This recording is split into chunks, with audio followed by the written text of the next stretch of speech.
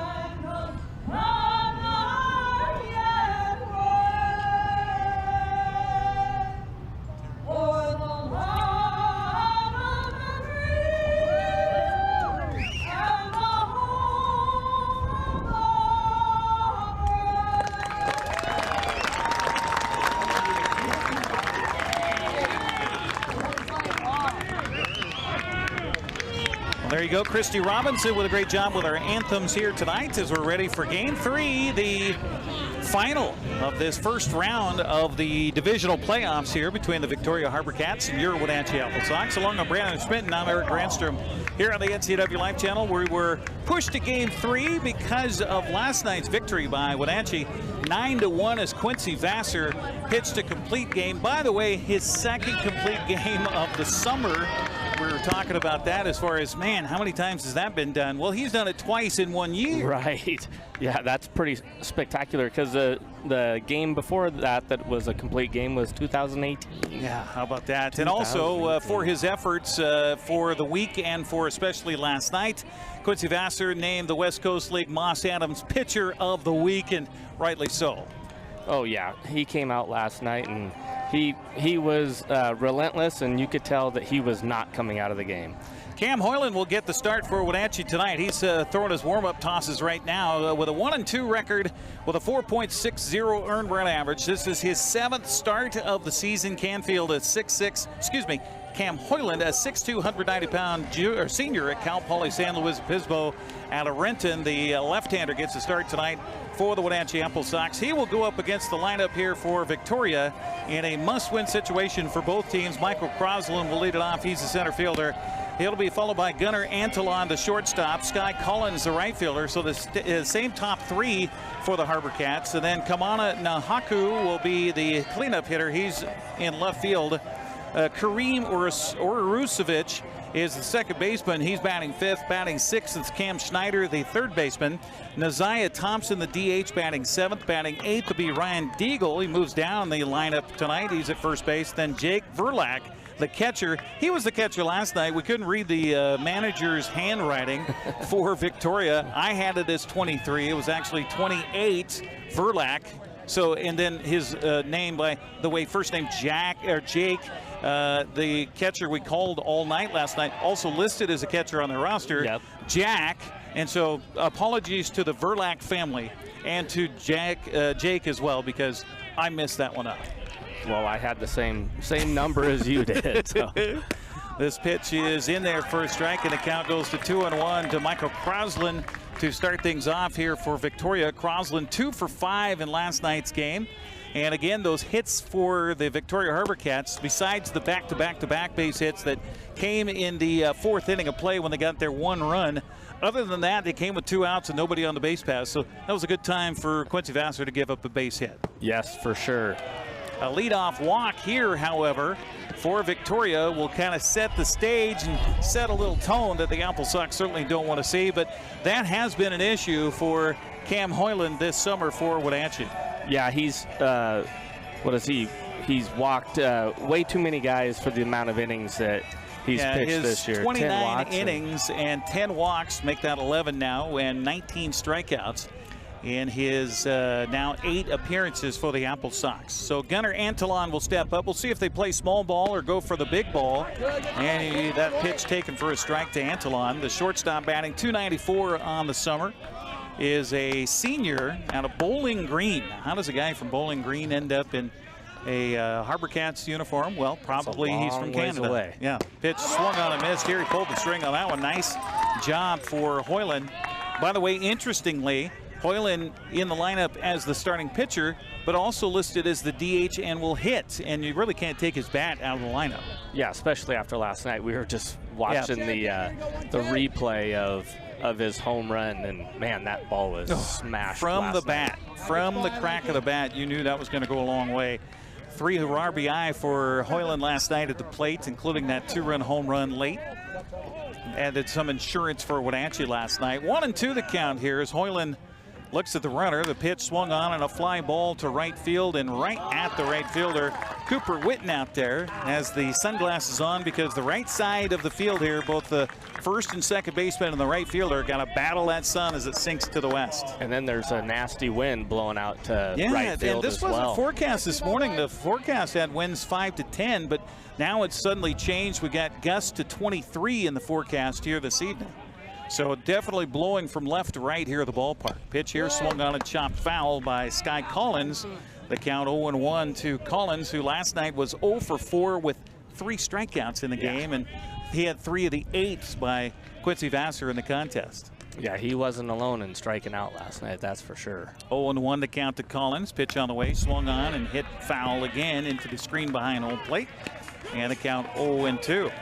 Yeah. So a good job of settling after walking the leadoff man here for Cam Hoiland. Yeah, and hopefully we can keep these 3 hitters here, the 2, 3, and 4 hitter at bay like we did last night. They went a combined 0 for 11 last night. So Hoiland checks the runner at first. Pitch on the way. Curveball didn't curve at all, and it'll be ball 1, but also not bad to throw one away, see if you can get the batter to chase one a little bit. Yeah. Also, hey, by the way, thanks to our platinum supporter Alpine Air Heating and Cooling for helping us bring you this broadcast. Turn to the experts at Carrier and Alpine Air. Give them a call today at 509-662-6842. They're on the web at alpineair.net. Another foul ball. Additional thanks to our gold supporter Town Auto Group. Your community, your family, your Town Auto Group.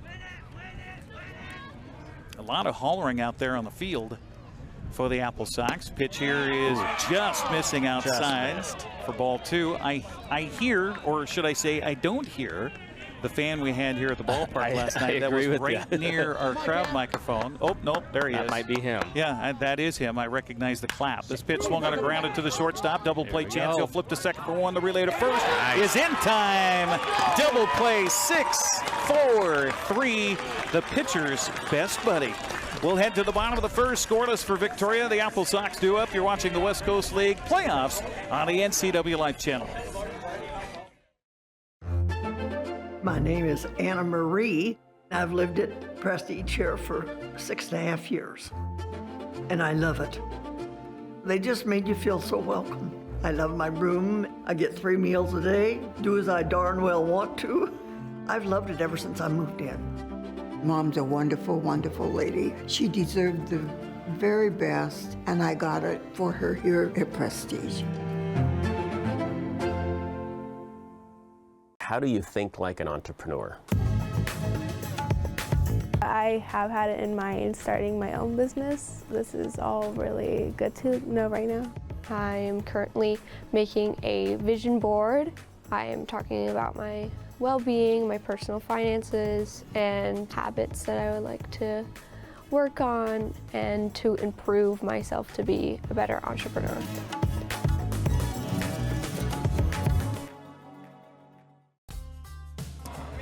Max Hartman will lead it off for the AppleSox, and Mitch Darlington. He'll be followed by Cooper Witten, the right fielder, James Castagnola, the third baseman. Those guys were also kind of quiet last night in the ball game. Yeah, they were a combined 1 for 11 last night. So hopefully we can break that and break it for us and keep it for them. Yeah, no kidding. Max Hartman will lead it off for the AppleSox. Hartman, of course, a fantastic summer for the AppleSox, batting .322 out of St. Albert, Alberta. So he's a Canadian. So he appreciates the Canadian anthem here, I'm sure. Yes. 6'3", 196-pounder out of Washington State University, a junior there. The AppleSox batters will face Jalen Sammy, 5'9", 170 pounds. So a little bit different stature than what they threw out last night. Yeah, what we see, 6'6", 6'6", and then it said 6'2", and he looked short. Yeah, right, exactly. So, Hartman will lead it off here for the AppleSox. Hoping to kind of restart something for Wenatchee. First baseman playing back. We've seen Hartman drag bunts this year. He'll look at this pitch, and it's taken for a strike. 0-1 the count. By the way, our base umpire tonight is Blair LeVay. At first base, Nick Moore and Jacob Goba, at third base. So 3-man crew here again tonight for this West Coast League playoff game. Only one of 2 games going on tonight in the West Coast League. Both in the North Division, which is good for us. Yeah, absolutely. Somebody not sitting and waiting and resting. So Bellingham and Edmonton going at it again right now at Joe Martin Field. We'll keep you up to date on what's happening there, because the winner of that game will play the winner of this game on Wednesday night at 6:35 for the North Division Championship. Fly ball to left field, and we'll see if that wind plays with that ball at all. Not too bad for the left fielder as he makes the catch for the out. So 1 out for Cooper Witten at the University of Washington. Yeah, it's good to see Max come over here and have a little conversation with Castagnola about, hey, this is what he's got. He's got a little curveball. Right. You know, speaking pitches to him.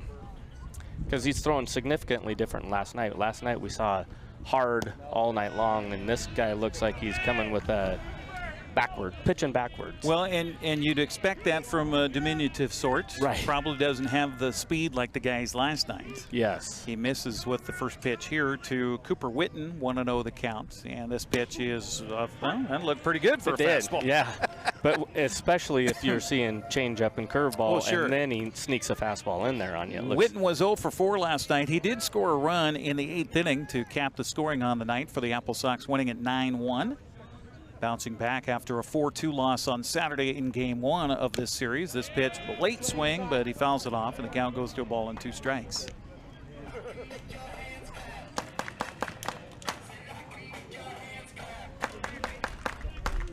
Yeah, it's a much clearer night tonight than what we had last night. Last night it was a little hazy, but as you were mentioning, that wind is kind of blowing the smoke out of here. We do see a new plume of smoke coming from the Chelan fire. I assume that's where it was coming from. Looking up that direction to the northwest of us, north of us. A huge plume of smoke that came up, but now I see that it's dissipating on the horizon. The clouds or smoke from that blaze still stretching across the horizon here in the Wenatchee Valley in north central Washington. And that fire has been burning for almost 2 months now. June 8th or June 10th. Yeah, I think you're right. Yeah, too long. Too long. Has evacuated the tiny town of Stehekin at the upper end of Lake Chelan. 2-2 the count here to Cooper Witten with a good eye on that take. Long look in here by Sammy. And the right-hander's pitch. Whoa, look out. Bat came out of his hand. It's a strikeout, and the bat goes a heck of a lot farther than the ball did on the swing. As Mitch Darlington will collect it behind the third base bag. So the first strikeout of the game comes with 1 out, now 2 outs in the first inning. That brings up James Castagnola. Castagnola went 1 for 2 last night with a walk.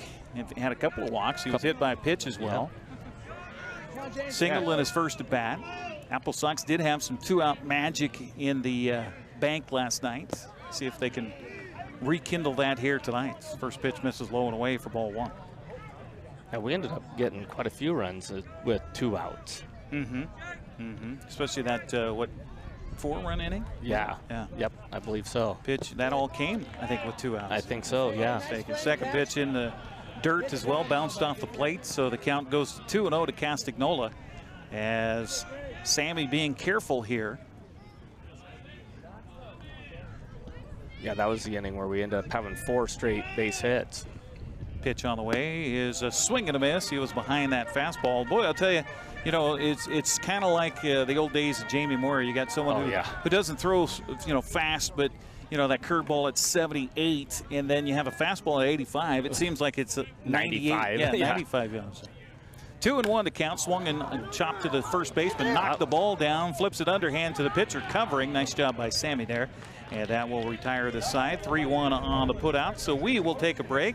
Scoreless through 1. You're watching Game 3, the all-determining game of the series between Victoria and Wenatchee on the NCWLIFE Channel.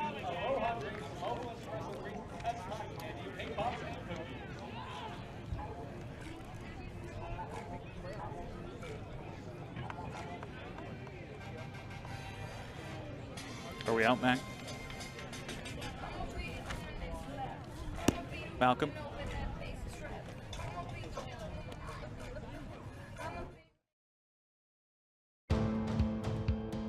NCWLIFE Channel is your local TV station. We believe in being the spotlight and mirror to the communities we serve in North Central Washington. Programming on NCWLIFE would not be possible without our sponsors. Special thanks to our platinum sponsor, Alpine Air. Turn to the experts at Carrier and Alpine Air. Want to stay up to date on the latest news in the area? Tired of paying for your news? Download the NCWLIFE app now. No subscriptions necessary. Get news, weather, sports, and more live as it happens. Available for iPhone and Android in the App Store. Local news at your fingertips. Don't miss the stories that matter to you. Stay connected. Download the NCWLIFE app now. Kamana Nahaku is the first batter here of the second, and he'll take the first pitch low and away from Cam Hoiland. 1-0 the count to Nahaku. Nahaku batted .209 on the summer for the HarbourCats. He'll take pitch 2 for a ball. 2-0 the count. Nahaku was 0 for 4 last night. Hit the ball in the air when he touched it. He also had a strikeout looking. The 2-0 pitch on the way is a check swing. He went around. The home plate umpire called that one, and the count goes to 2-1. And yes, we have our fan down by the microphone once again. Yes, we do. So he'll help us on the call. Yeah. 2-1 the count to Nahaku. Pitch on the way. Misses inside for ball 3. Get back there.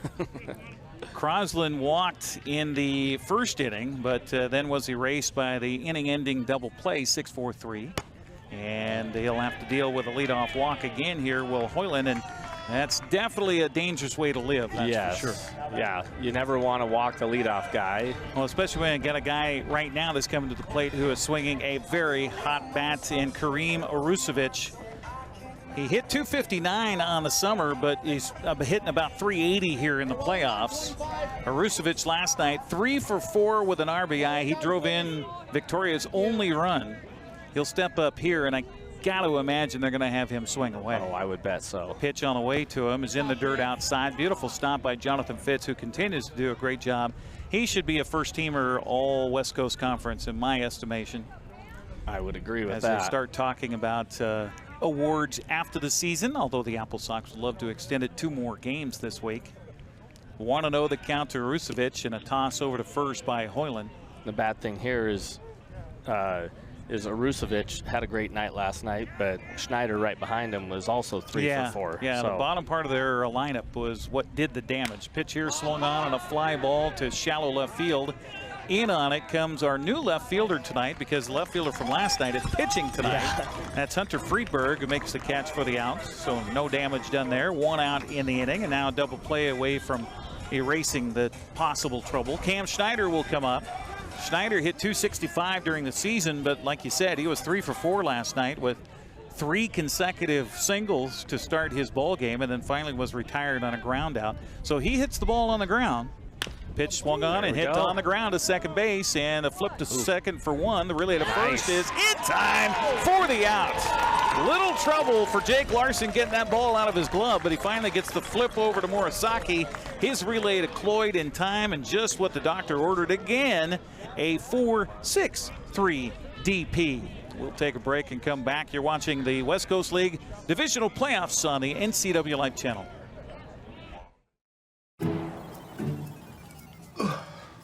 Hey man, how's your arm?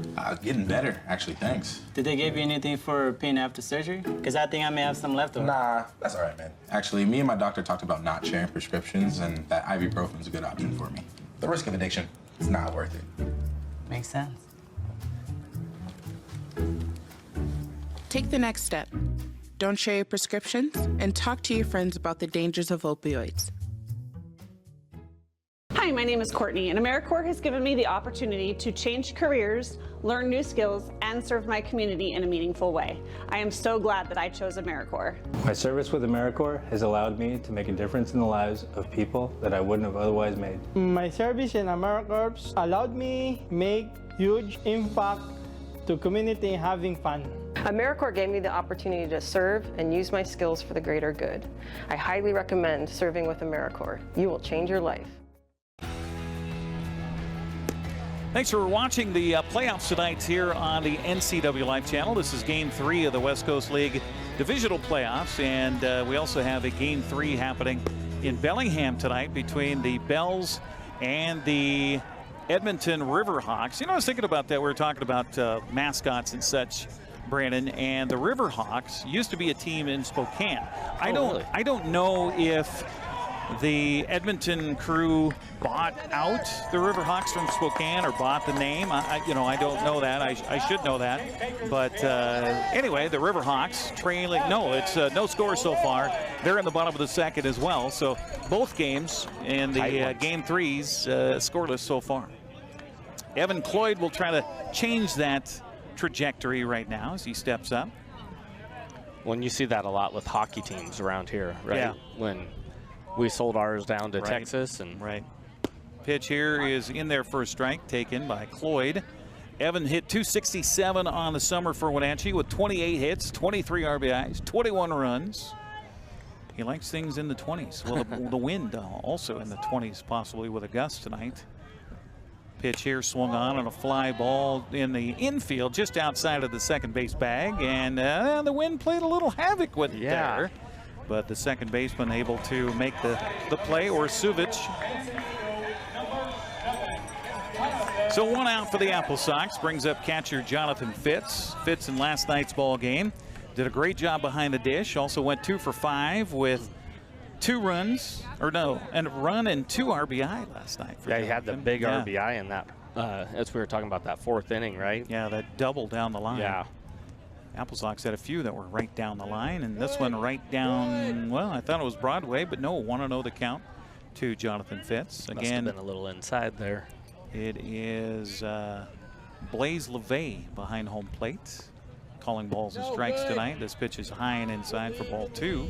2-0 the count. Jake Larson waiting on deck here for the AppleSox. There was a discussion. I was talking with Joel Norman, the broadcast voice for the AppleSox on radio on Sunny FM. And certainly appreciate Joel's help all summer long for giving me all the inside scoop on what's going on. He said that they were really, you know, Brady Bean is still with the ball club, and he's played well at second base. He's probably a little bit better defensively than Jake Larson at second base, but, you know, it's kind of a toss-up as to who would start today. And so Larson, who's on deck here, is getting the start. Check swing goes off the bat and fielded by Sammy. Athletic little play there. Yeah, that was. Did you say little play because he's a diminutive? He's only 5'7"? Yeah. Is that why you said that? I did not say.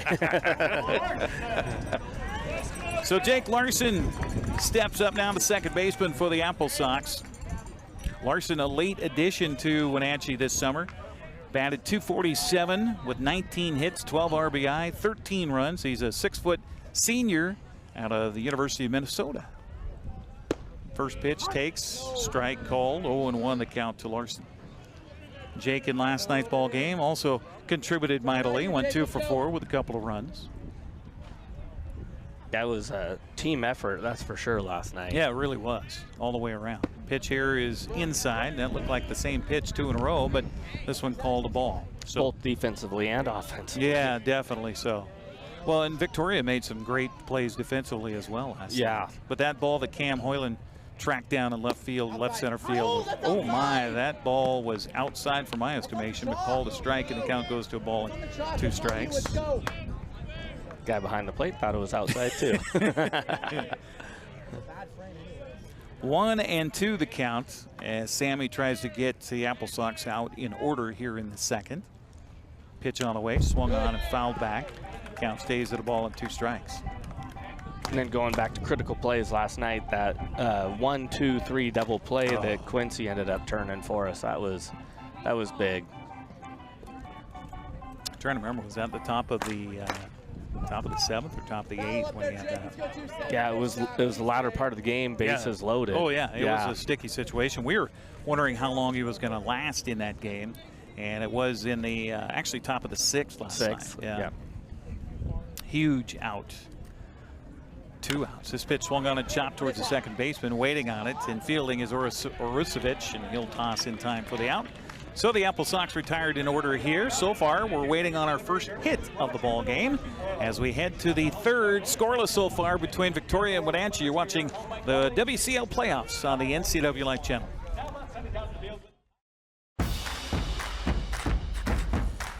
A ductless unit from Carrier can keep anyone comfortable. Take Shelly, for instance. She finds me time in her new attic-turned-home gym. And with her Carrier ductless unit, the temperature is always perfect. No matter how intense her workout gets. Carrier. Total comfort, totally happy. Turn to the experts, Carrier and Alpine Air. Heat and air, call Alpine Air. Apple Valley Honda is bringing the future of driving to you. Introducing the all-new, all-electric Honda Prologue EV. Say goodbye to gas stations and hello to a whisper-quiet ride and zero emissions. The wait is over. Finally, a local option for a quality EV from a brand with a track record of exceptional quality and reliability. Experience the Honda Prologue EV for yourself at family-owned Apple Valley Honda. Stay close to home and visit us at Apple Valley Honda today for the life you live. Well, the last time Cam Hoiland pitched against the Victoria HarbourCats, that was a good night. July 4th, Independence Night here at the ballpark at Paul Thomas Senior Stadium. He was able to go 5 innings, allowed 2 runs, only one of which earned, and a victory against Victoria. So, you know, you got to feel good. Yeah, You've already beat this team. So Cam Hoiland trying to dial up a little magic. He can't continue to walk the first guy, though. He did the last 2 innings in a row, and this pitch swung on and fouled by Isaiah Thompson, who moved up in the lineup a little bit here tonight. He hit .215 on the summer. Thompson in last night's ball game for Victoria. It's 1 for 4. 1 for 4. Yeah, they spread their hits around. Pitch on the way here, bunted right back to the pitcher. Hoiland will field and throw. Nice soft throw this time. Sometimes that pitcher probably could, you know, you've seen it before where they just want to chuck it over there. Like Quincy last night. Yes, right, exactly. So 1-3 on the putouts of Thompson, and for the first time tonight, Cam Hoiland retires the first batter of the lineup. So that's a good sign there. Ryan Deagle steps up now, the first baseman in the left-handed batter's box. Takes the first pitch, a strike. No. What? Oh, I thought that was strike one. No, 1-0 the count. Must have been up. It was ball. Deagle hit .333 on the summer for the HarbourCats. Watches pitch number 2 sail outside for ball 2. He hit the ball well last night. Yeah, that single he had was crushed. Yeah. Swing and a miss here, and the count goes to 2-1. He's not cheated on his swing. No, he's not. No, not at all. Deagle moved down in the lineup. He was hitting 5th last night as he went 1 for 4 and scored the only run of the ball game for Victoria. He'll take ball 3 here. So 3-1 the count. He's the one that hit the ball to opposite field at Hoiland caught last night, right? Cam here with the pitch, and that's a little bit high. Looked like it was over the plate, but a little high. So another walk. So the third of the ball game given up here by Cam Hoiland. And, you know, if there's any negative on Hoiland's summer as far as being on the mound, it was walking batters. Yeah. And here we're seeing it again tonight, but so far they have not hurt the AppleSox. Jake Verlack, who was the catcher of record last night, and again I apologize. I was calling him Varney all night last night.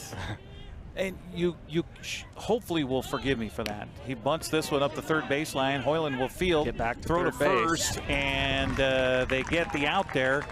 Good call there, Coach, because the third baseman came in on the ball. Castagnola looked like he was going to field it, but then he does not. Hoiland does, and then Castagnola had to retrace his steps back towards the bag, so the runner from first going to second did just round the horn and keep on going. Yeah. Now that's a odd time, in my opinion, to you would think that would be a sacrifice bunt, but it was an interesting time to do that with 1 out. Yeah, so now 2 outs. Yeah. So you need a 2-out hit, but, you know, who knows? I mean, runs are precious when it comes to the postseason. And as you've mentioned, Crosland's one of their better hitters. So. Yeah, hit .326 on the summer for Victoria, and he'll watch this pitch on the outside corner. Get strike 1 across. So 1-1 the count here to Crosland, who walked in his first at-bats back in the first. Pitch here, swung on a hit back over the mound. Shortstop over to his left. Will field and throw, and it is in time. Morisaki, a little magic out there at shortstop for the AppleSox. And we talk about defense being so crucial come postseason, and it shows right there. We'll take a break and come back after 2.5 here in Wenatchee. It is still scoreless in this West Coast League Divisional Playoff Game 3 on the NCWLIFE Channel. Good Thursday evening and welcome to the NCWLIFE Evening News. NCWLIFE Channel is your local TV station.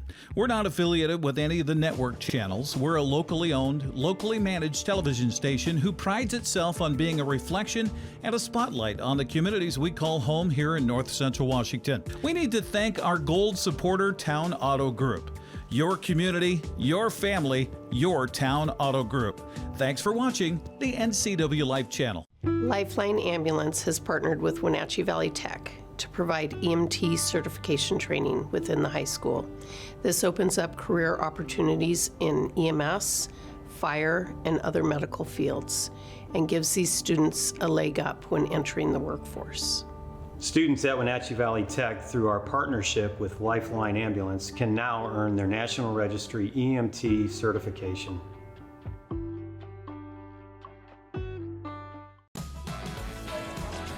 Hunter Friedberg, Cam Hoiland, and Kanoa Morisaki. I just wish Kanoa was the first man up since he made that beautiful play at shortstop just a moment ago. Yeah, we've seen good shortstop play by both teams in this series. Absolutely. No, Friedberg starts it off with the AppleSox here as we're in the bottom of the third inning and still scoreless so far between these two clubs. Going back to the second inning where we turned that double play, Morisaki had such quick hands, and he showed it again on that play going up the middle there, because it was a tough play that he ended up making. Made it look easy, as we've mentioned with him a lot of the times. Well, Bellingham has struck first in their game tonight against Edmonton. In their game 3, they lead it 2-0. It's still in the bottom of the second at Joe Martin Field. First pitch here to Hunter Friedberg. He takes for ball 1. 1-0 the count. Friedberg made a defensive play out in left field as he gets the start there. He went 2 for 4 last night with a run, a couple of RBIs.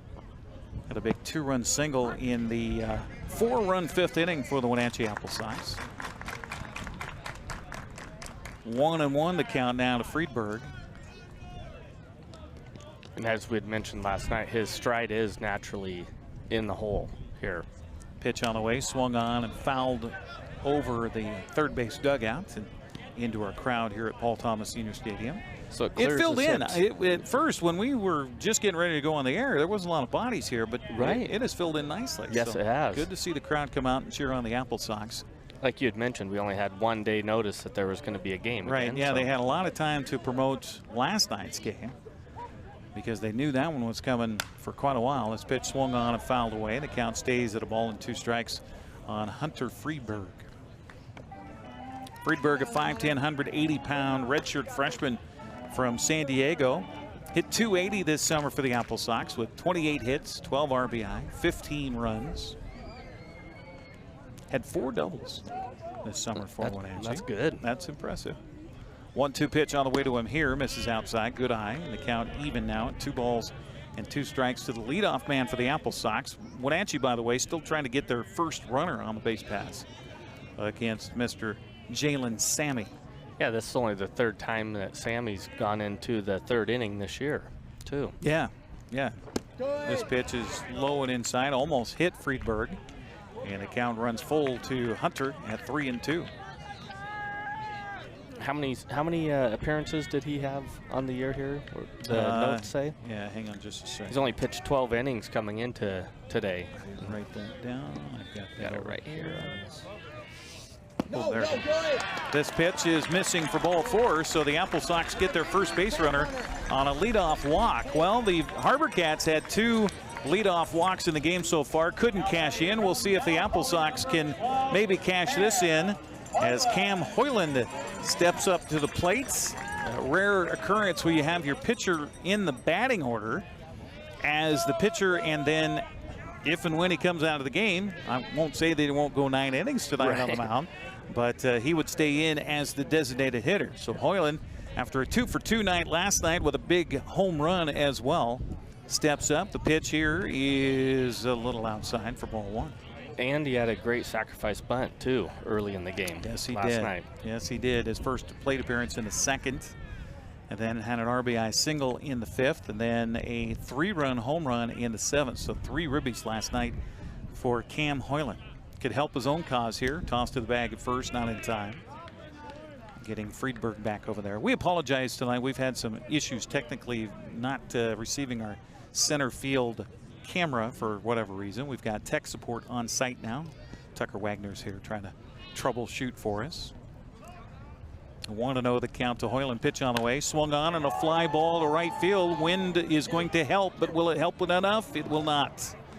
The right fielder is able to camp on the warning track back there. He was playing deep to start the at-bat because he saw last night Sky Collins out there what Cam can do. And the wind helping out a little bit tonight, unlike last night. So a fly out to right field for the first out here in the 3rd as Friedberg stays pat at first base, and that'll bring up Cronoa Morisaki. Morisaki went 0 for 4 last night. He had a hard hit ball in his last plate appearance, but it just did not fall in for him. We thought, man, he's got his first base hit. No, he doesn't. Pitch comes into him, and he squares to bunt. And again, a situation where you got a bunt that would give your second out if it's a sacrifice. Yeah. But again, especially with the third baseman and the first baseman playing up. Sure. Yeah, because you got the first baseman keeping the runner on, so he's even with the bag.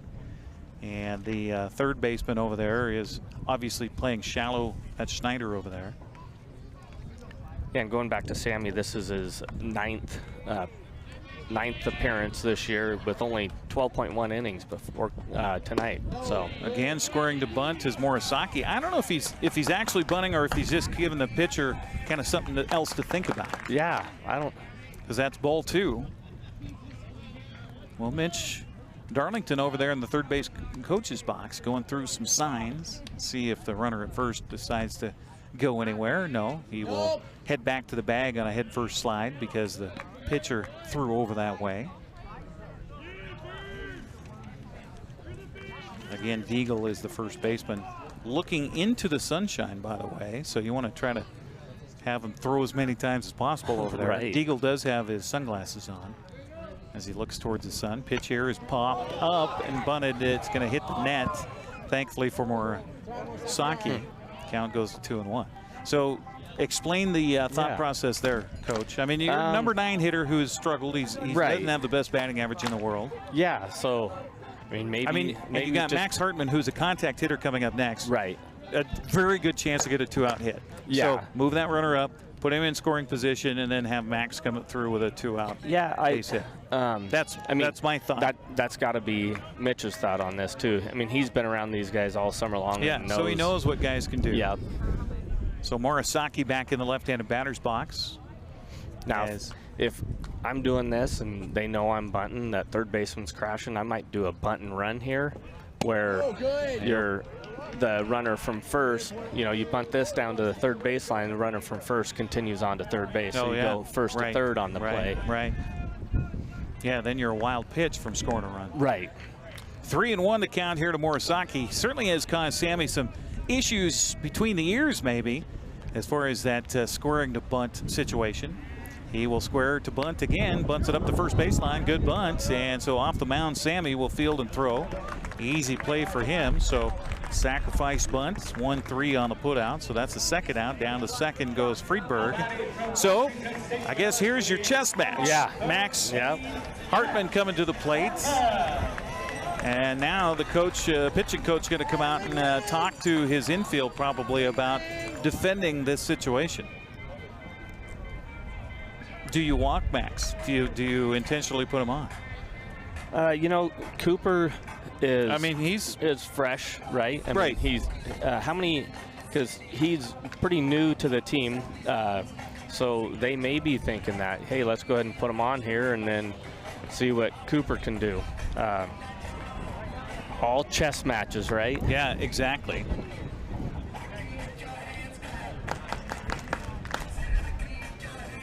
Or, if I see that there's some people down in the bullpen right now. Oh, yeah. And also another thing that they could be saying here is, hey, this is where we feel Max hits the ball best. He's a. Well, you see the second baseman is way over to the right.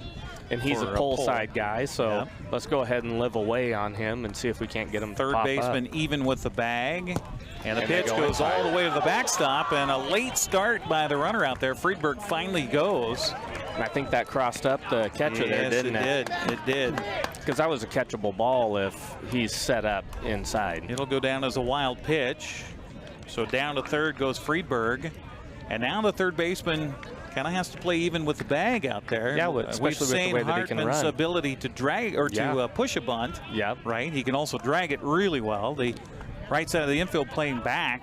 See what he decides to do here. Pitch on the way, swung on and hit in the air to left field, and this is going to be caught on the run. Beautiful play out there in left field by Kahana Nahaku to end the inning and the threat. We will head to the fourth inning of play. Still scoreless here in Wenatchee. You're watching the West Coast League playoffs on the NCWLIFE Channel.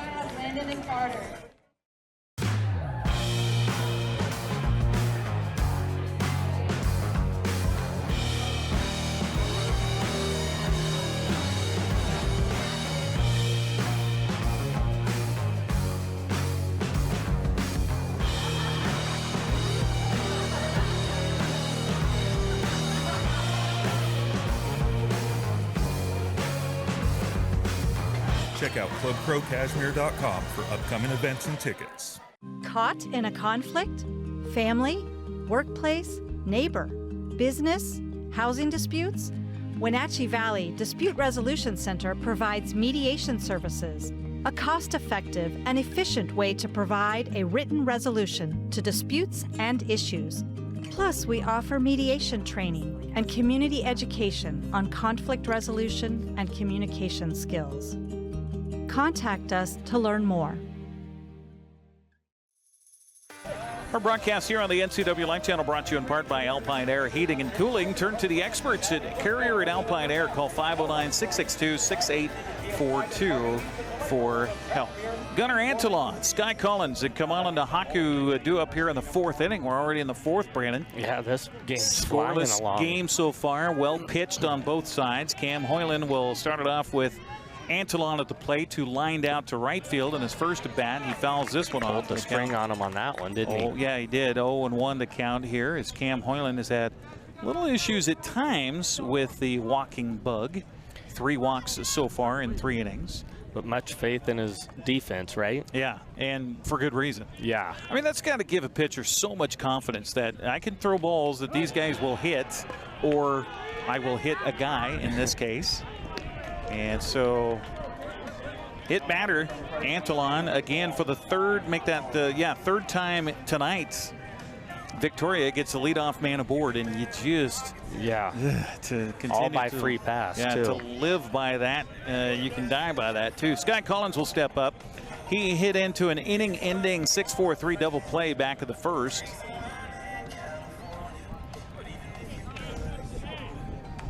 Hopefully we can get a double play right here.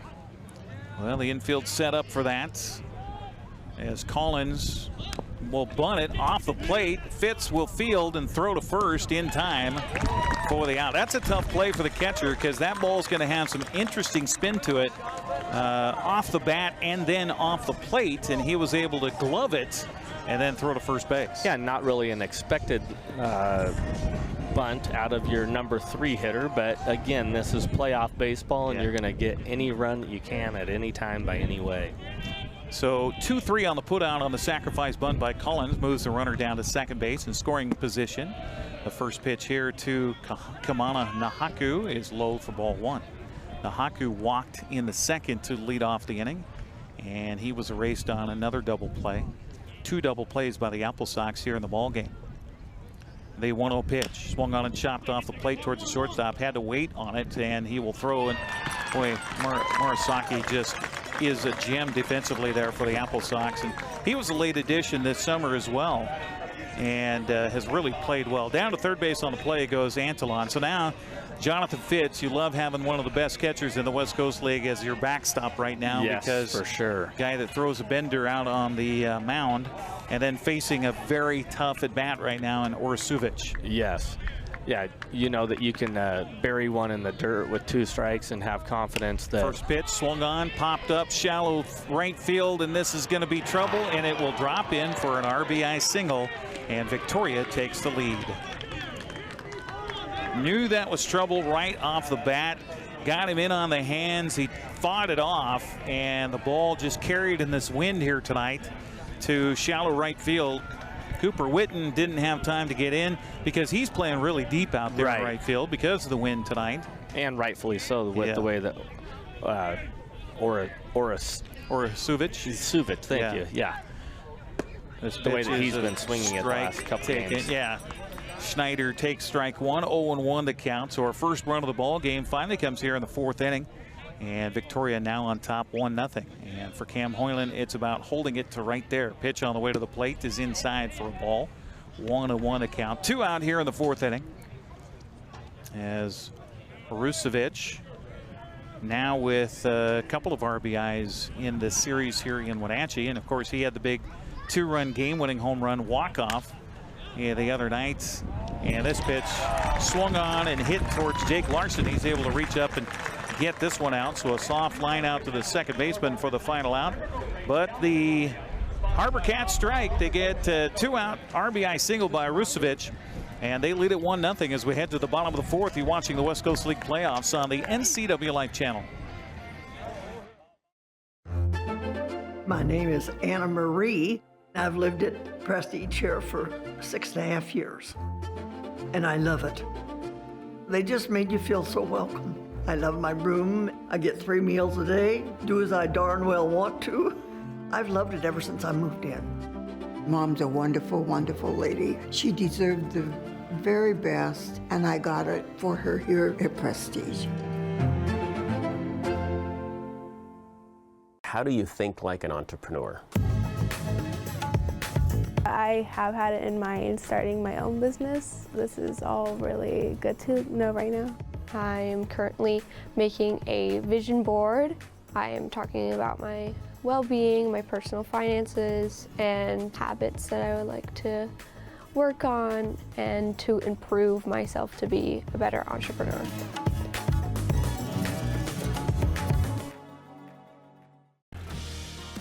AppleSox baseball on television tonight, brought to you in part by Apple Valley Honda. Test drive a new Honda today at Apple Valley Honda in East Wenatchee.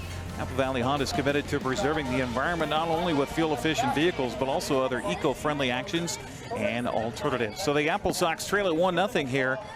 Cooper Witten, James Castagnola, and Evan Cloyd due up in the 4th inning. We've got a new pitcher on the mound for... Nope, same one. Is it? Yeah, Sammy's still out there. Okay, all right. Washington, number 9, Cooper Witten. Yeah, and Sammy just keeps on throwing strikes and making guys put the ball in play, and nobody's hit the ball real hard against him. Thought Hartman could have had a chance to get down there, which would have been a huge run for us, but... First pitch to Witten, swung on and chopped foul into the AppleSox dugouts on the left side of the field here. 0-1 the count to Cooper, struck out swinging in the first. Cooper hit 200 on the summer for the AppleSox. Another late addition for Wenatchee. Pitch here is in the dirt outside. So I wonder with a kid like him, was he playing somewhere else, or did he? No, I think just practicing. And well, and these coaches will have a list of guys that they call up, and they say, "Hey, are you available? And if you are, when are you available?" Yeah. And they have a treasure chest of guys that say, "Okay, I'd be available late season. You know, maybe I got something going on early in the summer." And it doesn't have to be baseball. It could be family, could be whatever. A job. Could be going to Europe. Yeah. Could be a job. Those types of things. Maybe had to take a 3-week semester class to catch up on some stuff in college.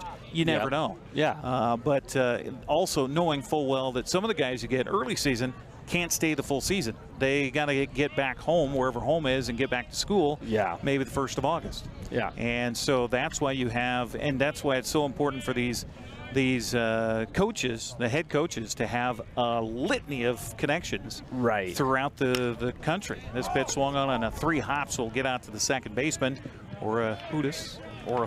No, how about Oris? Well, I'm getting tired. Arusevich. There you go. Yes, that was the name I couldn't pronounce either. If it makes you feel any make better. the play. And AppleSox retired here to start off the 4th inning. So Wenatchee getting a leadoff man aboard in the 3rd. That's been their only runner so far. By the way, hitless as we're here in the 4th inning. James Castagnola would love to change that trajectory as he'll step in the right-handed batter's box. He's 0 for 1 with a ground out to the first baseman. This pitch swung on and hit hard. That's going to get that down. Will be flagged down, but it goes off his glove, down head first slide into second. There's your first hit of the ball game. The AppleSox in business here in the 4th.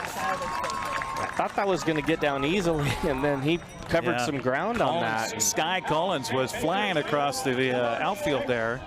Was able to knock the ball down, and then he had to go back to retrieve it, and then got a quick throw in and made that play at second base a little closer than Castagnola probably thought it would be. Yeah, you know, the one thing that I've noticed tonight, which I don't like to even admit here, is we've got guys coming out of the box a little bit slower. You know, we think it was Castagnola on his first at bat where he went to well, he grounded to the first baseman, and the Sammy first had to baseman bobbled cover. it. Yeah, yeah. And he wasn't running exactly hard out of the box there, which That's something that we've talked about, how well Mitch does with these guys, is get them to run hard. Evan Cloyd takes the first pitch right down the middle for a strike. 0-1 the count to Evan, who popped out to the shortstop in his first at bat in the second. One in scoring position for the AppleSox as they trail at 1-0. It's all about cashing in when you have the opportunity. Sammy's pitch to the plate, swung on a fly ball to right center. Let's see what the wind plays havoc with this one, and it does. Finally, Crosland's able to track it down, but that'll allow the runner to tag up and go to third base on the play. Yeah, that was a tough play because the wind's blowing that away, and it got up in the air, and the ball was hit very well. Yes, it was. It was tagged. And Michael Crosland out there in center field shows why he's an all-star for Victoria. So 2 down for the AppleSox, a runner at third base, and it brings up Jonathan Fitz. Well, Fitz came through with a 2-out, 2-run double last night. See if he can come up with a 2-out RBI situation here. First pitch to him is a curveball in for a strike, according to our home plate umpire, Blaze LeVay. Trying to read my own handwriting here. I don't know what I did. It was a gust of wind that blew my pen off. 0-1 the count to Fitz. As Sammy's gone the longest he's gone all summer right now in this start for Victoria. This pitch inside almost hit Fitz. And again, evens to Jonathan, a 1-1 strike. He's 0 for 1, grounded back to the pitcher in the second. Now, this time of year, you like to see a kid just wear that one. I know it's going to hurt, but man, every run. It was off speed. What's the harm going to be? Pitch on the way here is outside for a ball. Nice job. A lot more than if he let it miss him. Yeah, that's true. That's true. Verlack did a good job of being able to reach across his body and keep that one from going to the backstop and allowing a run to score. 2-1 the count to Fitz here, with a runner 90 feet away for the AppleSox. That represents the tying run. Pitch swung on a chop slowly towards the shortstop. He'll feed it and drop it, and run's going to score on a little Paul Thomas Senior Stadium help. Yep. He got over there, but didn't get over there quite enough, and could have possibly taken a little extra bounce to our left. With the look of that ball, I'm sure it had a lot of English on it. So when it finally came down and hit the dirt, it looked like it maybe took a little turn to the right. Yeah. And for the fielder there, that's going to go down as an error. E6 on the play. AppleSox tie at 1-1. But most importantly, an RBI. Yeah. Hunter Friedberg steps up. He walked in his first plate appearance, and the pitch on the way is in there for a strike. 0-1 to count. Excuse me, Jake Larson. Jake Larson in there now. He is 0 for 1 with a ground out to second. Well, you got a strike while the iron's hot. The AppleSox able to counter the run by Victoria with a run of their own to tie it up here. Pitch swung on and grounded to the third baseman. It'll come into the solar plexus of Schneider. He's able to throw over in time for the out. So the AppleSox get a run on a hit and an error, and they leave one. We'll head to the fifth frame. It's all tied at 1. You're watching the West Coast League playoffs on the NCWLIFE Channel. At Harvest Valley Pest Control, we know you are committed to making your home and business a healthy and pest-free place. Hi, I'm David. Give us a call and we'll give you a firm price over the phone and schedule a time that works for you. We will do an in-depth 30-point healthy home or business inspection and craft a customized plan of action designed specifically for your pest issue. Give us a call or visit our website today. AmeriCorps allows me to make a huge impact on my community and kickstart my career. AmeriCorps gave me the opportunity to use my skills for the greater good. Serving in AmeriCorps gave me the opportunity to help in my community. Take a few minutes to see how you can help your community. AmeriCorps does vital work in our region.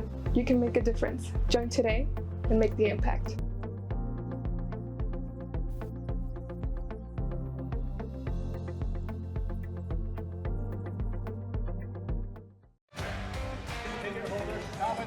Welcome back once again here to the ballpark, all tied at 1. The HarbourCats strike with a run in the fourth, so do the AppleSox. We're all tied. Our broadcast brought to you in part by Chelan Douglas Community Action Council and AmeriCorps. Build your professional experience in network. Share your skills and passions to improve North Central Washington. Join a team of 30-plus volunteers who get paid to make a difference. Learn more and apply at cdcac.org/AmeriCorps. That's cdcac.org/AmeriCorps. get paid to volunteer. I got to talk about some of the volunteer gigs I do because I don't get paid for that. You know, you talk about the Paul Thomas Field hops that they get. Just here during the warm-ups, the last ball thrown to Larson out there at second base was rolling along nice and fine, and then boom, bounced straight up in the air about 6 feet in the air, like out of nowhere. And we have gusty winds that you can hear in the microphone here, and a dust swirl around home plate came right up in the eyeballs of Isaiah Thompson, and so he had to call timeout. Got it from the home plate umpire because I'm sure our catcher and the umpire had to clear their vision as well. Second pitch misses for a ball. 2-0 the count to Thompson, who is 0 for 1. Grounded back to the pitcher in the third. Cam Hoiland's delivery swung on, popped up, foul, and behind this out of play. And the count goes to 2 balls and 1 strike. So the winner of this game will play for the West Coast League North Division Championship on Wednesday night at 6:35. Just depends on who and where. If Wenatchee wins, this pitch swung on, popped up in the infield. Wynn's going to play havoc with this one, but our first baseman, Evan Cloyd, right there for the out. Yeah, if so if Wenatchee wins, it's here. Yeah, it'll be here on Wednesday night at 6:35, and we'd have that live on the NCWLIFE Channel. If it is Victoria winning, they'll probably be on the road still. Yeah, because they're the number 4 seed. Yeah. So they would be either at Bellingham or Edmonton. We'll get you up to date on that score here coming up in just a moment. I'll have to refresh our screen here to get the latest score from Bellingham. Still 2-0 the Bells on top of the Riverhawks in that one. It's a 1-1 tie here, and the count is 2-0 quickly on Ryan Deagle. Deagle walked in his first plate appearance. Quickly ahead in the count here to Cam Hoiland. Pitch on the way. He is outside again for ball 3. Sometimes you talked about that too. There's just something about a left-handed batter against a left-handed pitcher that just causes that mental block of throwing strikes. Yep. Pitch here is in for a strike. The guys who can control that mental block and be able to especially throw a slider that starts out behind the hip pocket. You were talking about that last night with Randy Johnson. Swing and a miss here by Deagle, and the count goes full at 3-2. That looked like he threw him a little changeup on that one. Yes, he did. Pitch on the way by Hoiland inside and hit him. It'll be the second. And now the AppleSox are saying that hit the bat. The umpire says nope, got him in the elbow. And Deagle's a pretty big fella. He is. Yeah. His elbow might sound like a bat. That's true. Well, it is the 5th free pass of the night here for Cam Hoiland. He's hit 2 batters. He's walked 3 batters. His pitch count's getting up there pretty high too. It's gotta be. Pitch on the way here is across, but I guess a little high for ball 1 to Jake Verlack. Verlack with a sacrifice bunt back in the 3rd.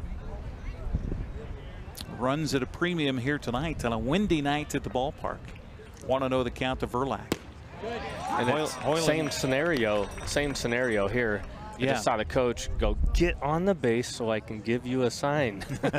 So we might be seeing a sack here. A sack bunt with a runner on the bag and a 1 out back in his first plate appearance. Yep, if he does it again, he will. Pops it up, though, and an easy play for Evan Cloyd over there at first base. And, you know, that's one where Cloyd, he could have dropped that on purpose, but I don't think we want to interchange the runners there because I think Deagle's a little bit slower than what Verlack would be there. You're right. And so back to the top of the order here for Michael Crosland. Go ahead. And Verlack, I mean, he was disappointed, but he had gotten himself a decent distance down the line too. Right. Pitch on the way to Crosland is across for a strike. 0-1 to count to Michael, who is 0 for 1 tonight. Walked in the first and grounded out to short in the 3rd. Pitch on the way, high for a ball. 1-1 the count. Crosland, as we mentioned, went 2 for 5 last night. He hit the ball on the ground a lot when he did. So infield, be ready for the double play here for the AppleSox. Pitch on the way. 2 outs for us. 2 outs on the inning. So no need for the double play, but it gives you 2 bags in which to go to. That'd be kind of a fun deal if they changed it to where you got a double play at the end of the inning. It's an out that carries into the next inning. This pitch is well hit. And going back as Freeberg goes all the way to the fence. And the good news for Wenatchee is that the runner in the front of the pack here is not a hustling fellow. And so it's going to be limited to a 2-out double for Crosland, as that was crushed. Freeberg had no chance to catch that one. And it looks like Deagle pulled up a little bit lame on that too. Looks a little tender over there.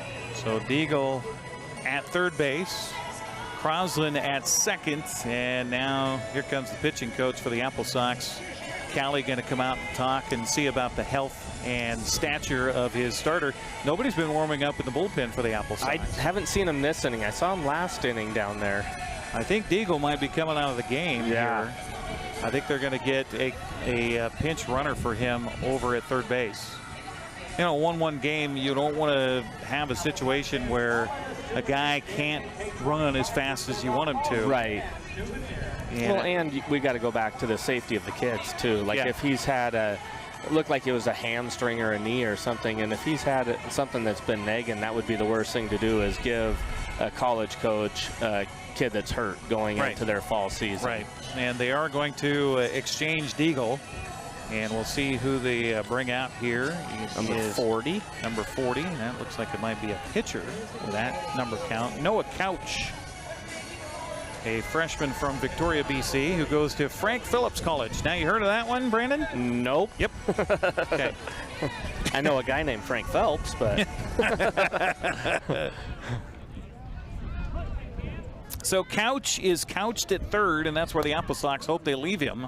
Pitch on the way, fouled away by Gunnar Antolon. 0-1 to count to Antolon. And we've got somebody going down to the bullpen here, but it's not like they're in too big of a rush. No. So Cam Hoiland with a situation here, needs to get the out. Pitch swung on a foul. He's quickly ahead in the count to Antolon at 0-2. Antolon lined out to right, was hit by a pitch and scored Victoria's only run of the ball game so far back in the fourth. 0-2 count to Antolon. Runners at second and third, 2 outs. Big situation here in this game. Pitch on the way, swung on and hit hard, but fouled and out of play on the first base side. Tried to get a little bit of giddy up on that fastball there, didn't he? Yes, he did. Looking towards the dugout was Cam Hoiland. Probably get a little help from the dugout on what to throw here. Yeah. Fitz with the sign. Hoiland ready. Lefty's delivery. Bounces in for a ball. There's that big block right there, like we've been talking about with Fitz. 1-2 the count to Antolon. Gunnar hit .294 on the season for Victoria. One of their top batters in the number 2 hole in a big situation here. 1-2 the count. We're in the top of the fifth, tied at 1. Pitch, curveball, misses high and inside apparently, and the count even now to Antolon at 2-2. Tried to maybe get the bat to elevate by Antolon. He does not bite on it, so here comes the 2-2 pitch. Swung on a fly ball down the right field line. This is foul, and it will hit out of play down the right field line. So the count stays at 2 balls and 2 strikes. Good battle here. Yes. And we've talked about this earlier in the year, seeing pitches, and they've done a good job, the HarbourCats have, of seeing a lot of pitches throughout this game, getting to our bullpen. But as we've mentioned too, Cam's done a good job of getting himself out of some hairy situations. Well, he's got a hairy situation right now with the count full to Antolon and Sky Collins waiting on deck. And he's not hitting in the three spot because he's a bad hitter. No, he's .304 batting average on the summer. Pitch here. Yes. Strike 3 called, and that is giant. Size extra large for Cam Hoiland, who pumps a fist and jumps over the white stripe, heading for the dugout to get the congratulations from his teammates, and a huge third out here in the 5th inning. Put a star by that one. We will head to the bottom of the 5th, tied at 1. You're watching the West Coast League playoffs on the NCWLIFE Channel. There's no place like home, because home is where we're totally comfortable. It's where we can be ourselves and let our guards down. It's where we make memories. And we're always imagining new ways to keep it totally comfortable. Carrier, total comfort, totally happy. Turn to the experts, Carrier and Alpine Air. Heat and air, call Alpine Air. Apple Valley Honda is bringing the future of driving to you. Introducing the all-new, all-electric Honda Prologue EV. Say goodbye to gas stations and hello to a whisper-quiet ride and zero emissions. The wait is over. Finally, a local option for a quality EV from a brand with a track record of exceptional quality and reliability. Experience the Honda Prologue EV for yourself at family-owned Apple Valley Honda. Stay close to home and visit us at Apple Valley Honda today for the life you live. 1-1 tie as we head to the bottom of the fifth here in Wenatchee. The update on Bellingham. Bells lead at 3-0 over Edmonton tonight after a 2-0 shutout last night. So the Bells trying to wrap up their series. Our broadcast tonight brought to you in part by Club Crow Bar and Grill, home of the Blues, Brews, and Barbecue. Poker every Monday and Wednesday nights. Check out their website, clubcrowcashmere.com, for coming events. So Hunter Friedberg will lead it off. He led it off back in the third, walked, got as far as third base, but that was it at the time. Wenatchee and Victoria trading runs in the fourth, and that's where we are as we're in the bottom of the fifth now.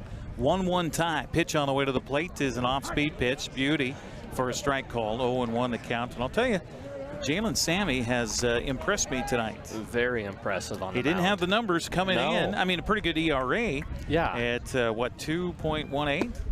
Pitch here is taken for strike 2. His innings pitched were extremely low. Yeah. Especially for the number of appearances that he's had, and he hasn't had a start yet, right? No, this is his first start of the summer. Yeah. Coming in a crucial game 3. Pitch swung on a grounded to the second baseman, over to his left, in fielding and throwing. Arusevic will make the play for the out. New first baseman over there. And which was that the pinch runner? Yep, So Couch. Yep. So thank you for that catch. I'm being rained on by pine needles coming out of the tree above us with the wind blowing there tonight. One down here for the AppleSox in the bottom of the fifth brings up Cam Hoiland. And Cam, well, we saw him jerk one out of here last night, and he's got the wind in his favor tonight. And he hit the last ball hard tonight, Yes, he did. Pitch on the way to him, swung on, and he was trying to do just that. Yes, he right was. then. Strike one as the ball somehow caught between the cable holding up the backstop and the backstop. 0-1 the count here to Hoiland. Sammy ready. And the diminutive right-hander is a delivery on the way, is a strike called in the outside corner. And that's where I'm living if I'm him right now. Oh, totally. Pitch away. Do not come Yes. in to a guy that loves to pull the ball. 0-2 the count to Hoiland. Pitch on the way. Swung on and chopped, and he was in protect mode because that ball was low, and he's able to stay alive with the foul ball. Fight it off and live for another pitch, right? That is right. Tied at 1 here. Bellingham leading Edmonton 3-0. If the Bells hang on to that one, they will play for the West Coast League North Championship on Wednesday nights. Where? Well, that to be determined. If Wenatchee wins, it'll be here. And boy, the Bells and AppleSox have been going at it since Wenatchee started back in 2000 in the old PIL days. 1-2 the count to Hoiland here. Pitch on the way to the plate, swung on a fly ball really deep well. to right center field, backing up Crosland, and it will be go. gone.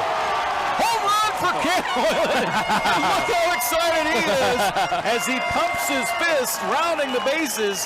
That's one of the quickest home run shots I've ever seen. As he comes home, another home run for Cam Hoiland, 2 nights in a row, gives the AppleSox a 2-1 lead.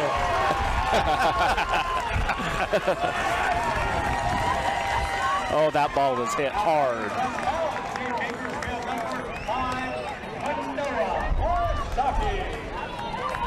We've got our own Shohei Ohtani out here.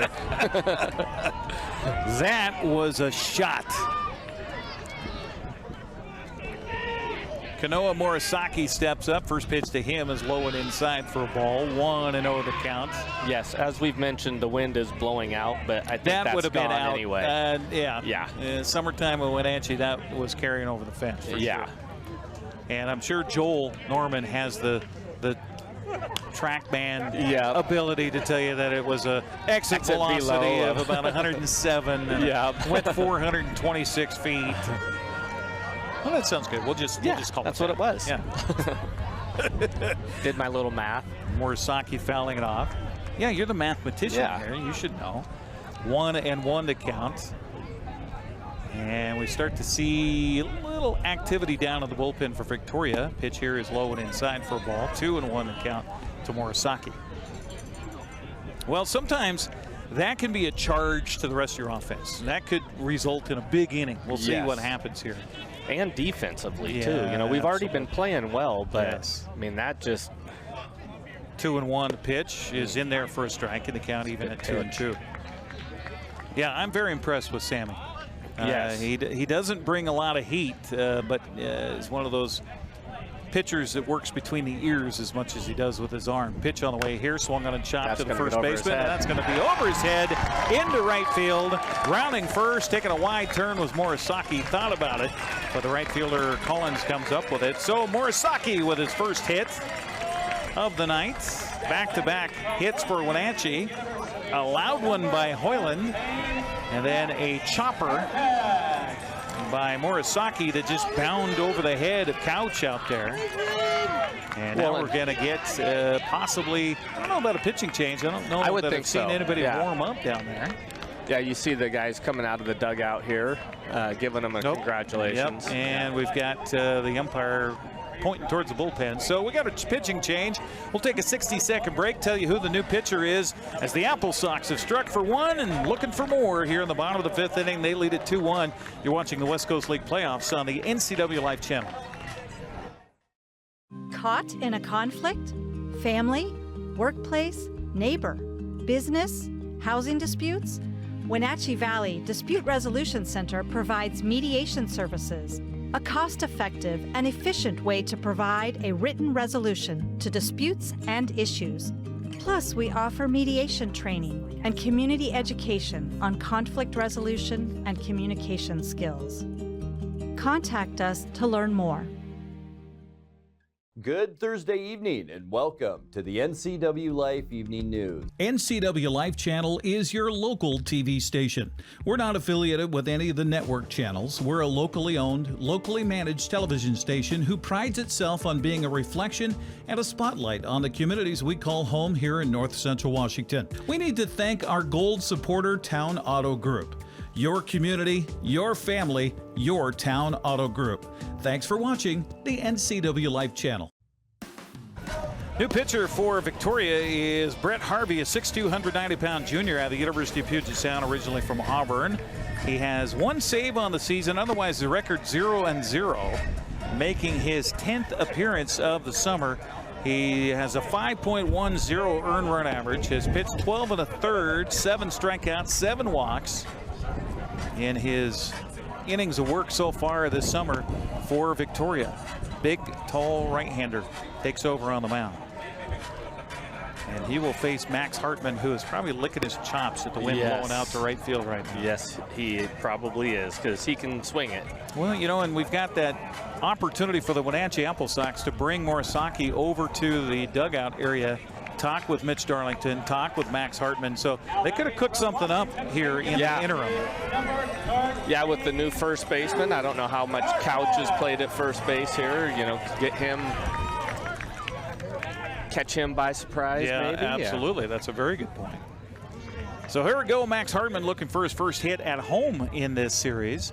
Pitch on the way to him is swung on and missed, and boy, he was a nasty change up. Nasty change up and out. I didn't see that in any of his pregame pitches.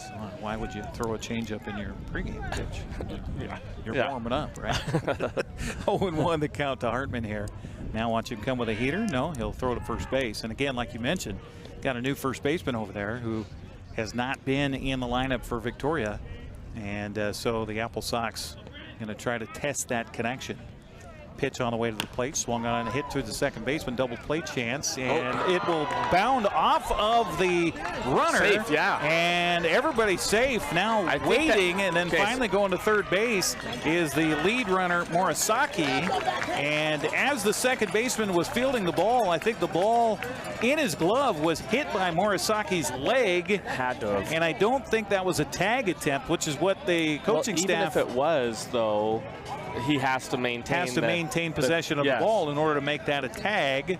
And so now the question by the manager here for Victoria is exactly what we're talking about. Is that not a tag attempt, and is that not an intentional kick of the ball out of his glove?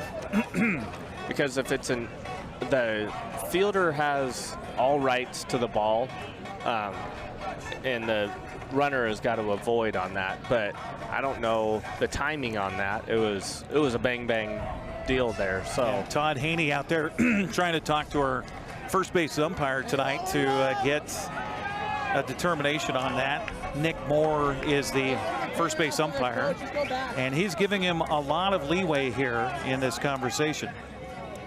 Yeah. I like that, though, because as an umpire, that's a very questionable call. Yeah. Oh, absolutely. I would ask for help. As a coach, I would ask for help here and have them communicate it. I apologize. The umpire he was talking to was Jacob Goba, who might be the crew chief here tonight, if they have such a thing. And everybody's safe. So how do you score that, Brandon? Is that an error? You would think it would have to be, wouldn't you? Because he had the ball in his glove, and then he lost the ball out of his glove. Yeah. So, I mean, regardless of how the ball came out of his glove, the ball came out of his glove. It was a makeable play, right? Yes. Yeah. At the very least, he could have, tagged the base runner or threw over to first base. So now the infield pulled in here as Cooper Witten steps in. Pitch to him, there we go. On, and a fly ball deep to left field, going back, looking up. No, it's not. It's off the fence. Off the wall. 1 run scores. Here comes the throw in. They're going to hold the runner at third base. AppleSox extend the lead to 3-1. I could have sworn that ball was getting out. He hit that awful well. Yes, he did.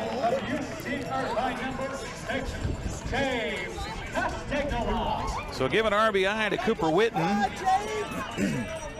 He'll wind up down at second base on the play. Hartman over at third as Morisaki scores. 2 runs in the inning. And we talked about that home run and maybe jolting the offense. James Castagnola now will try to continue it, and he'll hit it in the air to left field. And it goes over the left fielder's head. 1 run scores. Rounding third and heading for home. A second run is going to score on the 2-run double by James Castagnola. As you said, there's a little bolt of electricity there for us.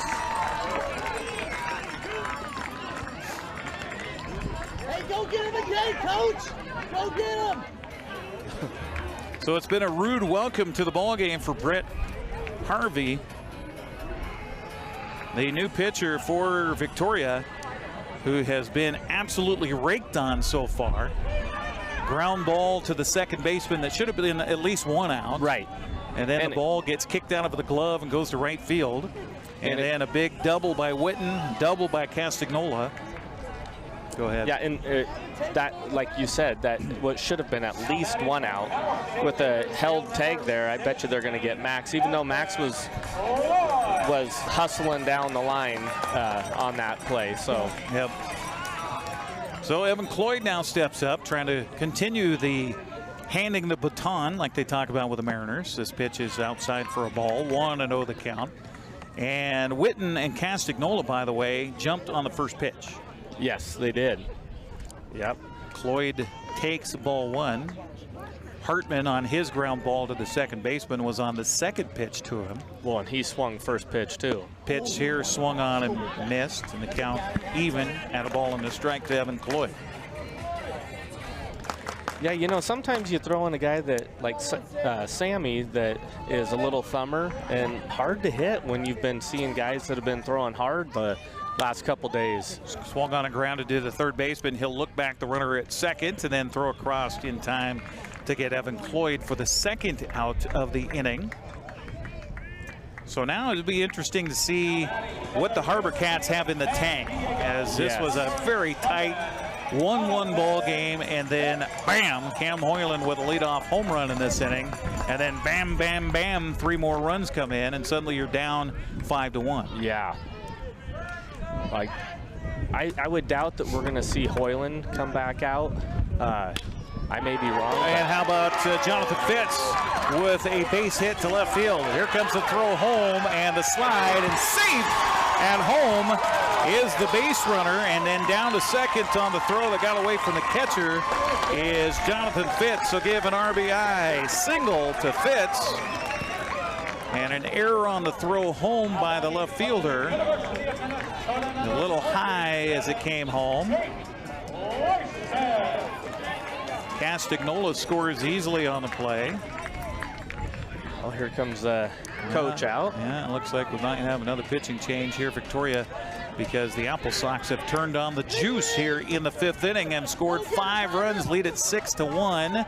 I haven't seen a point, and now the point comes, and so we'll take another break and come back with another new pitcher in the game for the HarbourCats, as Wenatchee trying for the first time in their history after falling behind in a best-of-3 series after losing game 1. This would be the first time in their history to come back and win a 3-game series. We'll take a break, come back, tell you who the new pitcher is next here on the NCWLIFE Channel.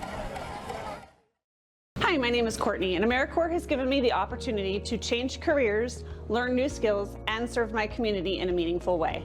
I am so glad that I chose AmeriCorps. My service with AmeriCorps has allowed me to make a difference in the lives of people that I wouldn't have otherwise made. My service in AmeriCorps allowed me make huge impact to community having fun. AmeriCorps gave me the opportunity to serve and use my skills for the greater good. I highly recommend serving with AmeriCorps. You will change your life. My name is Anna Marie. I've lived at Prestige here for 6.5 years, and I love it. They just made you feel so welcome. I love my room. I get 3 meals a day, do as I darn well want to. I've loved it ever since I moved in. Mom's a wonderful, wonderful lady. She deserved the very best, and I got it for her here at Prestige.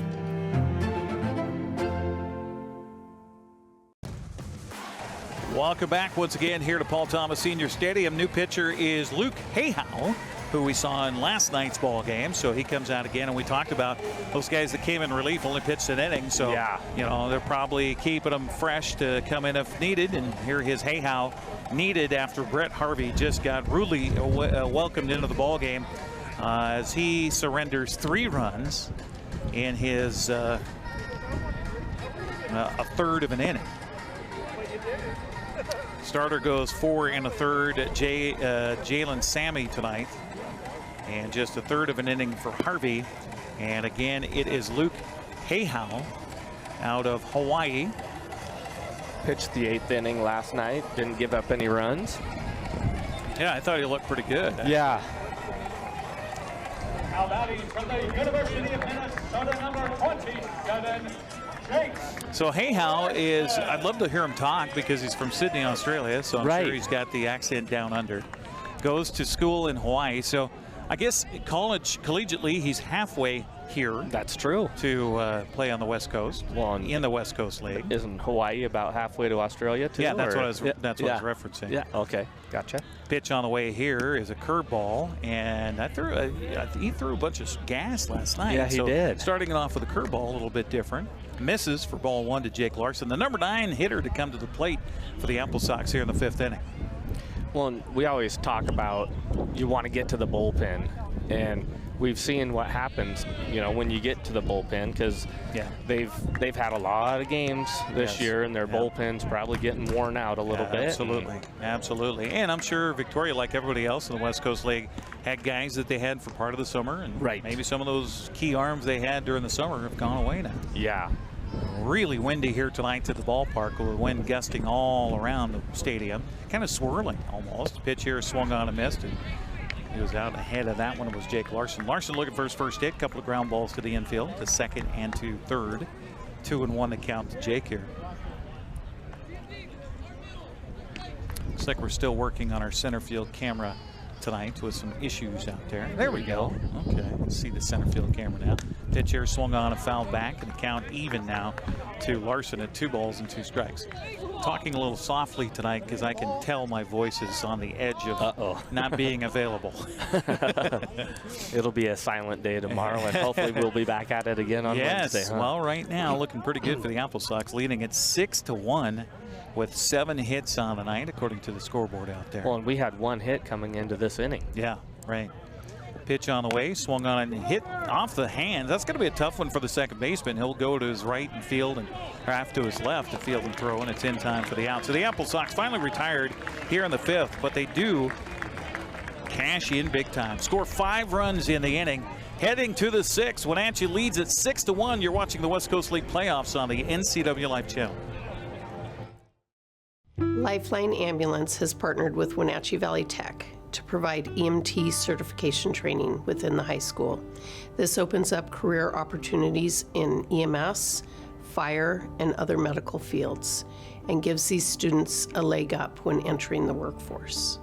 Students at Wenatchee Valley Tech, through our partnership with Lifeline Ambulance, can now earn their National Registry EMT certification.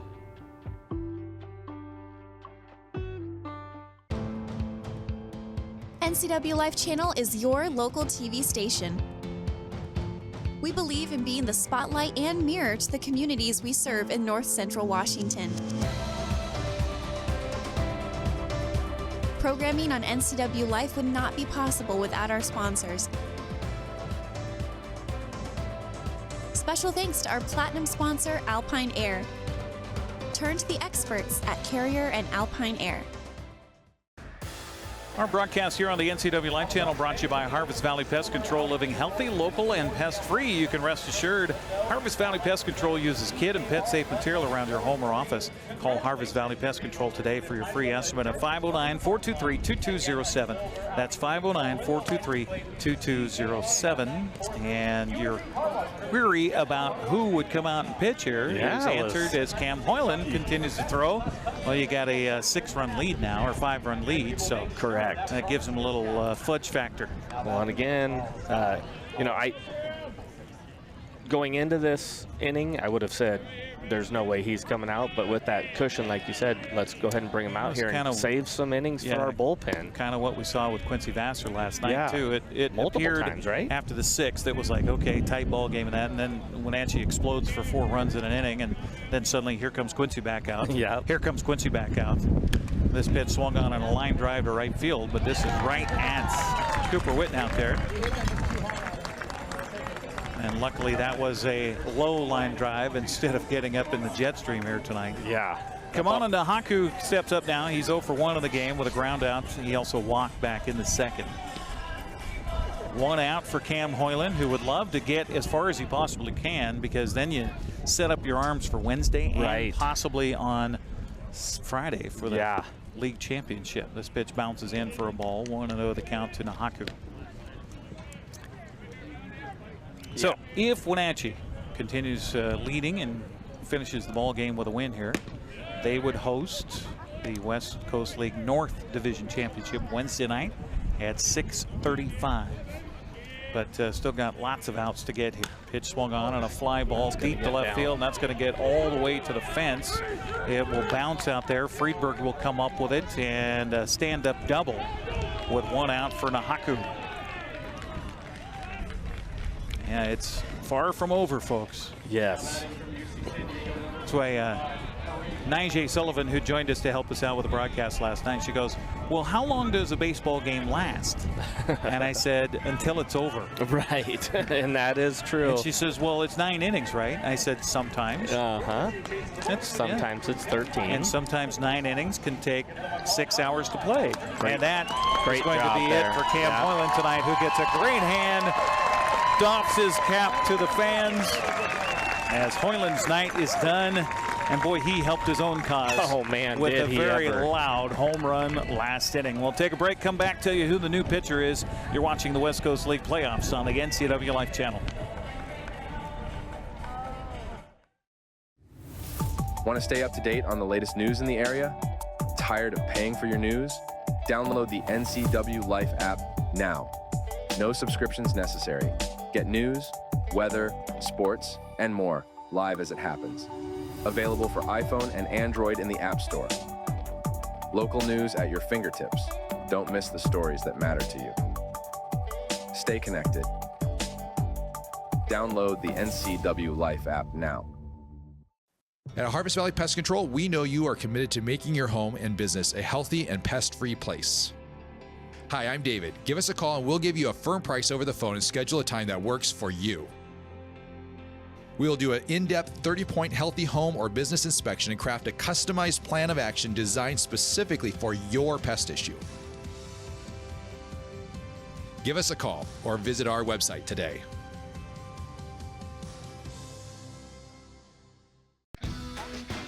Well, a guy who has one of the best records on the team for the Wenatchee AppleSox takes over on the mound now. He's 5-0 on the season with a 5.49 earned run average. He's never started a game, but he's been in the place to get the wins. He's pitched those middle innings for Wenatchee very well all summer long. And we're talking about Andrew Monson, a 6'2", 190-pound senior from Sacramento State, originally from Liberty Lake. And this guy has gone 19 2/3, 19 strikeouts, 8 walks. This is his 11th appearance of the summer, and his job right now is just to quell a little comeback by the visitors. Come out here and throw some strikes and let the defense play.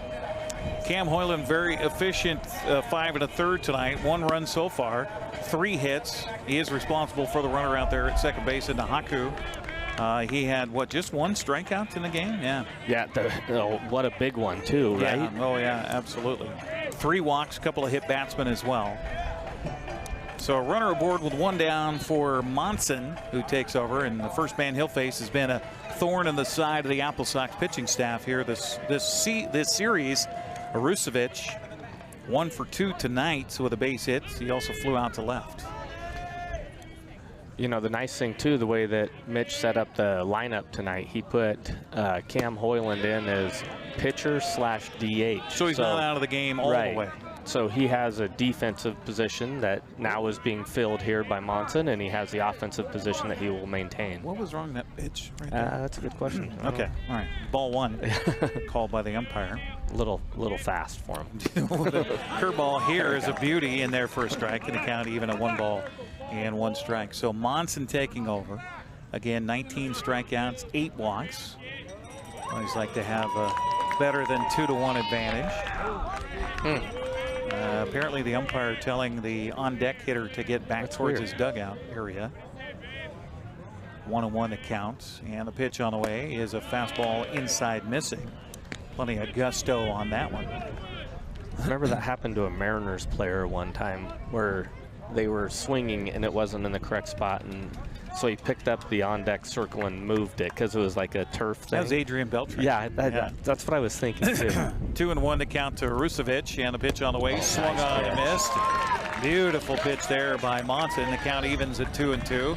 And Arusevich was thinking about that right field fence. Yes, he was. And it's weird, it's blowing hard here, but the flag is pretty limp. 2-2 pitch, swung on a grounded to the second baseman, backing up Larson. He'll field the play and throw to first in time. Down to third on the play goes Nahaku. And that is not an easy play because that was hit hard. And Larson, it was kind of the tweener. He was starting to charge, and then he had to back up and just let it come to him. I was gonna say that there because you know you're always told as a kid, charge the ball, charge the ball, charge the ball. Well, you have to see a good hop, and that didn't take a good hop where he would have got himself stuck in a tweener there. Instead, he backed up and got the, like we said, good hop. Cam Schneider steps up, takes the first pitch outside for a ball. 1-0 the count. Good hop or gooder hop, I guess.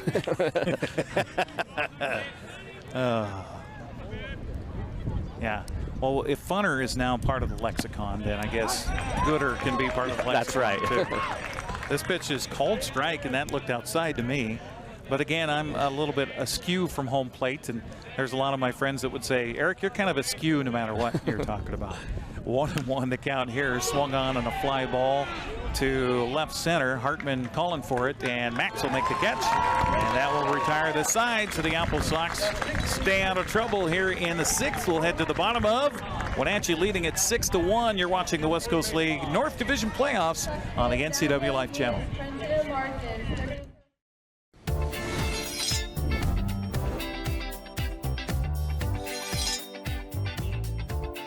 I'm Jen Mueller. Watch for my show, I Cook, You Measure on NCWLIFE. It's part cooking instruction, part entertainment, and all about connecting over food and wine with your favorite Northwest athletes. Watch I Cook, You Measure with Jen Mueller Mondays at 1, Wednesdays at 2, Fridays at 11 a.m., and Saturday and Sundays at 10:30 p.m. right here on the NCWLIFE Channel. In Digital Media Arts program, we learn about video production gear and editing by the combination of class projects and nonprofit work and employment. Dude over there. It makes things happen. Yeah. It's pretty magical. We work in the industry at the Wenatchee Road, NCWLIFE Channel, and the Town Toyota Center events. Every day we work with industry standard equipment for a hands-on learning experience. Welcome back once again to Paul Thomas Senior Stadium as we have a 6-1 Wenatchee lead as we head to the bottom of the 6th inning. Our broadcast brought to you in part by Together for Youth, encouraging you to dispose of unused and expired prescriptions to protect youth and the environment. Find a kiosk near you by visiting medproject.org. Also by Wenatchee Valley Dispute Resolution Center. Caught in a conflict, family, housing, business? Call Wenatchee Valley Dispute Resolution Center at 509-888-0957 for help. That's 509-888-0957. So to the 6th we go.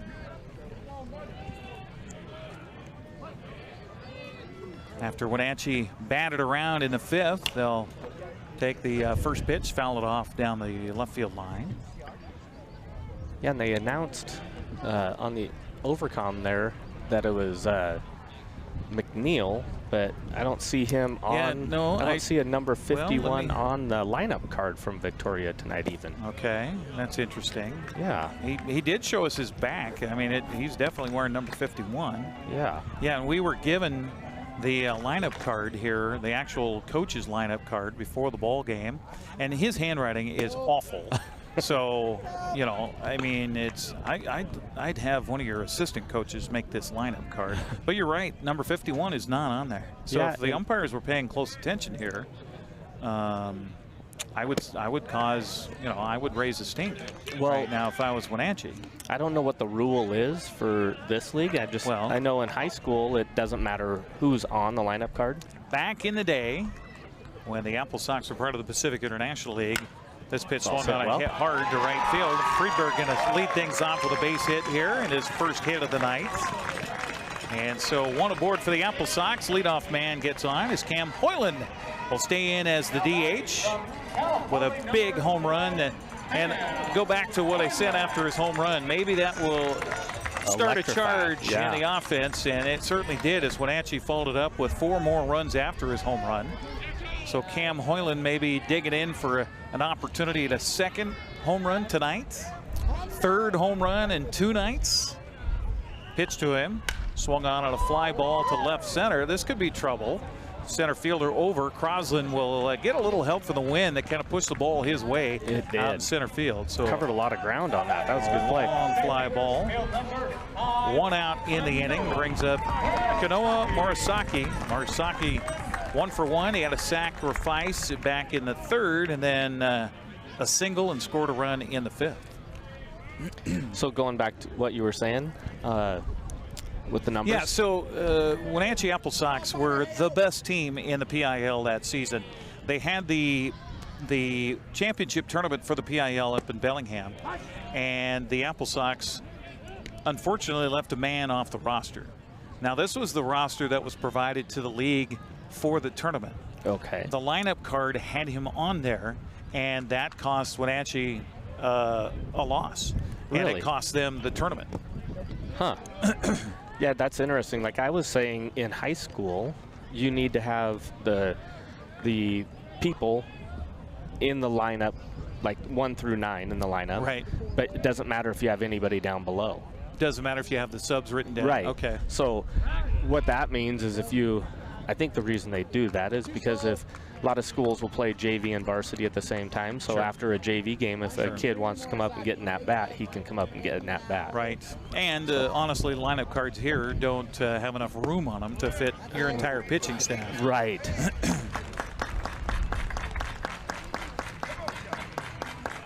2-1 to count now to Murasaki. Trying to follow up his base hit in the 5th with another here in the 6th. Got a gap on the right side of the infield with a runner at first base. And the pitch on the way by Hayhue is lifted in the air to left field, and that will be an out. Hayhow, I should say. So a fly out to left for the second out, and back to the top of the order for the AppleSox for Max Hartman. University, number 13, Max Hartman. Murasaki's been living over there in left field, hasn't he? Yes, he has. Yes, he has. 3 fly balls, 3 fly ball outs in the same spot in the last Well, Hartman had a ground ball that went to the second baseman that really kind of added to the inning for the AppleSox back in the last inning. The pitch here is outside, and that was a great jump by Friedberg. He had that ball, that base stolen even before the pitcher could think about coming home with it. So a stolen base for Friedberg puts him in scoring position. 1-0 the count to Hartman. And there was obviously little to no communication down there because the catcher received that, and with the left-hander in the box, couldn't see him running. Yeah, and we have a crowd mic, and we couldn't hear anything from the defense here. Ground ball to the second baseman. Over to his left to field and throw is Arusevich, and that'll do it for Wenatchee as they're retired here in the 6th. They get a man aboard on a base hit. Leave a man. We'll head to the 7th inning of play. Wenatchee on top 6-1. You're watching the West Coast League playoffs on the NCWLIFE Channel. NCWLIFE Channel is your local TV station. We believe in being the spotlight and mirror to the communities we serve in North Central Washington. Programming on NCWLIFE would not be possible without our sponsors.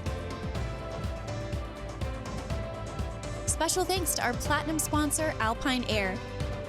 Turn to the experts at Carrier and Alpine Air. Hey man, how's your arm? Getting better, actually, thanks. Did they give you anything for pain after surgery? Because I think I may have some left over. Nah, that's all right, man. Actually, me and my doctor talked about not sharing prescriptions, and that ibuprofen is a good option for me. The risk of addiction is not worth it. Makes sense. Take the next step. Don't share your prescriptions, and talk to your friends about the dangers of opioids. 6-1 ball game as we head to the top of the 7th. Still 9 outs to get for the AppleSox defense before they can think about anything beyond tonight. And that's the important thing. You know, we talked about that a little bit last night. You know, what happened during the season, what happened in your at-bats, what happened with your batting average, what happened with your ERA means nothing. Right. Means nothing. And last night was about last night. Tonight is about tonight. And right now it's about 9 outs. Exactly. Yeah, and like you said, we've got the guy that we want on the mound right here to come in and close it out. Andrew Monson, his second inning of work in relief here for the AppleSox. A swing and a foul back by Thompson. Yeah, absolutely. Isaiah Thompson is 0 for 2 so far with a grounder back to the mound and a pop out to the first baseman. Goes from the stretch, but almost takes a wind-up approach at it. Swung on and grounded to the shortstop. Murasaki, one of the easier plays he'll have all night long. Makes the out.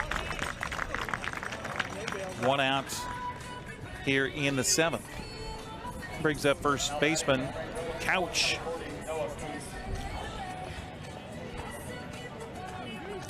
Yeah, getting, unfortunately for the HarbourCats and for Deagle himself, he had to come out of the game, but kind of benefits us. He swung it well for them. Pitch swung on a foul back here and out of play. 0-1 to count to Couch. Couch back in the left-handed batter's box, and the pitch on the way to win by Monson. Swung on and again foul. Look out, that's heading to the picnic pavilion down there. Didn't see it hit anybody. We had a situation in the 9th inning last night when one of our guest services folks got hit in the face with a ball on a foul ball here behind home plate. And it was a weird occurrence. This pitch swung on and lifted in the air to shallow center, and that's going to drop in no man's land. There's been a few of those tonight here for Yes, there Victoria. has. That's at least 2, right? Yeah. But the ball hit a tree here behind home plate, behind the press box, and then caromed down quickly and hit one of the guest services gals right on the side of the cheek, kind of almost got her in the eye.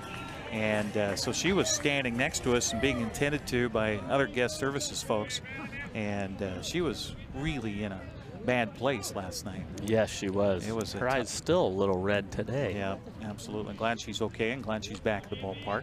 With a big smile on her face. Oh, okay. Verlack steps up. First pitch to him, high and inside. Look out. And that's a catcher for you there. He didn't even flinch. Nope. Mariner, was that Kentucky that had that mentality this year? Yes. That we will get hit. We don't care. Right. This next pitch is in there for a strike, called strike to Verlack, who is, well, had a couple of sack bunts. And here he is again with a runner at first base and 1 out. See if they have him sack bunt. I mean, you're down by 5, so I don't think it'll happen here. I think that goes out the window on this. High and inside for ball 2, 2-1 to count to Verlack. Especially since his second sacrifice attempt was popped up to the first baseman. Yeah, that's true. Yeah, so that goes down as a good old-fashioned out there rather than a sacrifice.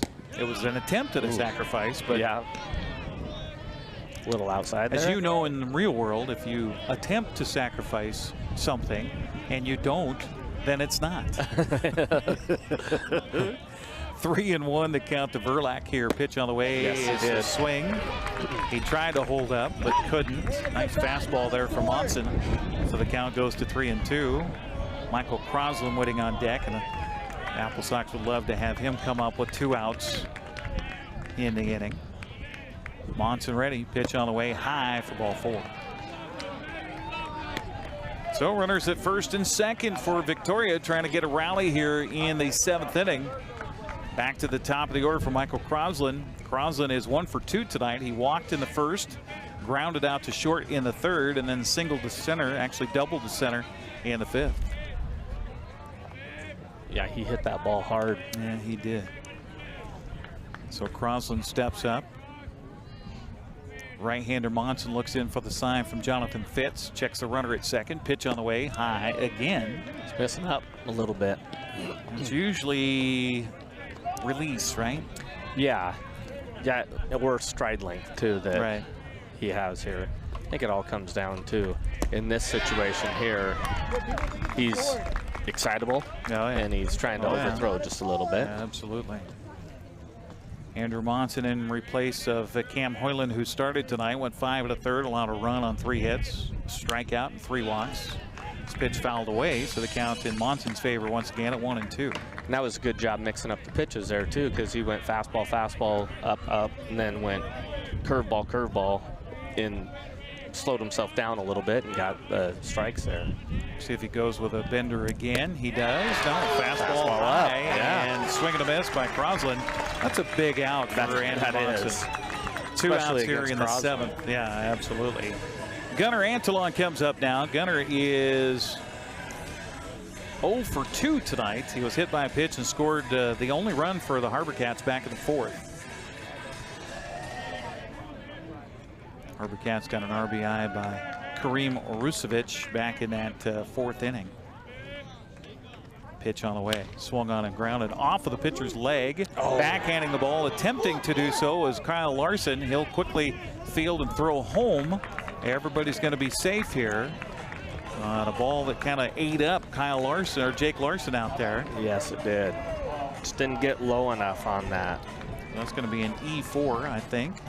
That's what I'm calling it. Down to third base goes Couch. Verlack at second base. Antolon aboard, and Sky Collins now steps in, and this is what you don't want to have, is suddenly a jolt to the Victoria offense. Right. Collins is 0 for the 9th. Pitch on the way is a strike. Beautiful pitch by Monson. Collins grounded into an inning-ending double play back of the first, had a sacrifice bunt in the fourth, and lined out to left in the sixth. But again, we go back to he's hitting in a 3-hole for a reason, and it's not because he's not a good hitter. That came high and little chin music for Collins there. They ended up, did they give him a hit on that? I don't see an error up on the board. And that should be an error. Yeah. Pitch on the way, swung on a chopped foul on the third base side. So the count again in Monson's favor at a ball and 2 strikes. AppleSox looking for the final out here and not to give up anything to Victoria, but HarbourCats trying to counter, trying to stay alive in this game, trailing it 6-1. They could make a big dent in that scoreboard right now. 1-2 the count to Collins. And the pitch by Monson is low and away for a ball. Definitely don't want to go 3-2 here, because no, then everybody's running. Yeah, with 2 outs in the inning. Couch at third, Verlack at second. Antolon is at first, and the crowd thought that was strike 3, but no, ball 3. Well, here you go, 3-2. Yeah, not what you wanted. So everybody on the base path is going to be going here. As Monson pitches to Collins. Nice step on the plate. There we go. Stepping on the plate was Jonathan Fitz, and that'll be the out recorded. Huge having a catcher that you can trust with that curveball. Huge. So that'll do it for Victoria. They leave 3 on the base paths. 3 big ones out there. We'll head to the bottom of the 7th. The fans will take their stretch as the AppleSox lead at 6-1. You're watching the West Coast League playoffs on the NCWLIFE Channel. BC Outdoor Sport Fishing TV, Season 14. Join your host Mike Mitchell and his special guests as they explore some of the most exciting fisheries BC has to offer.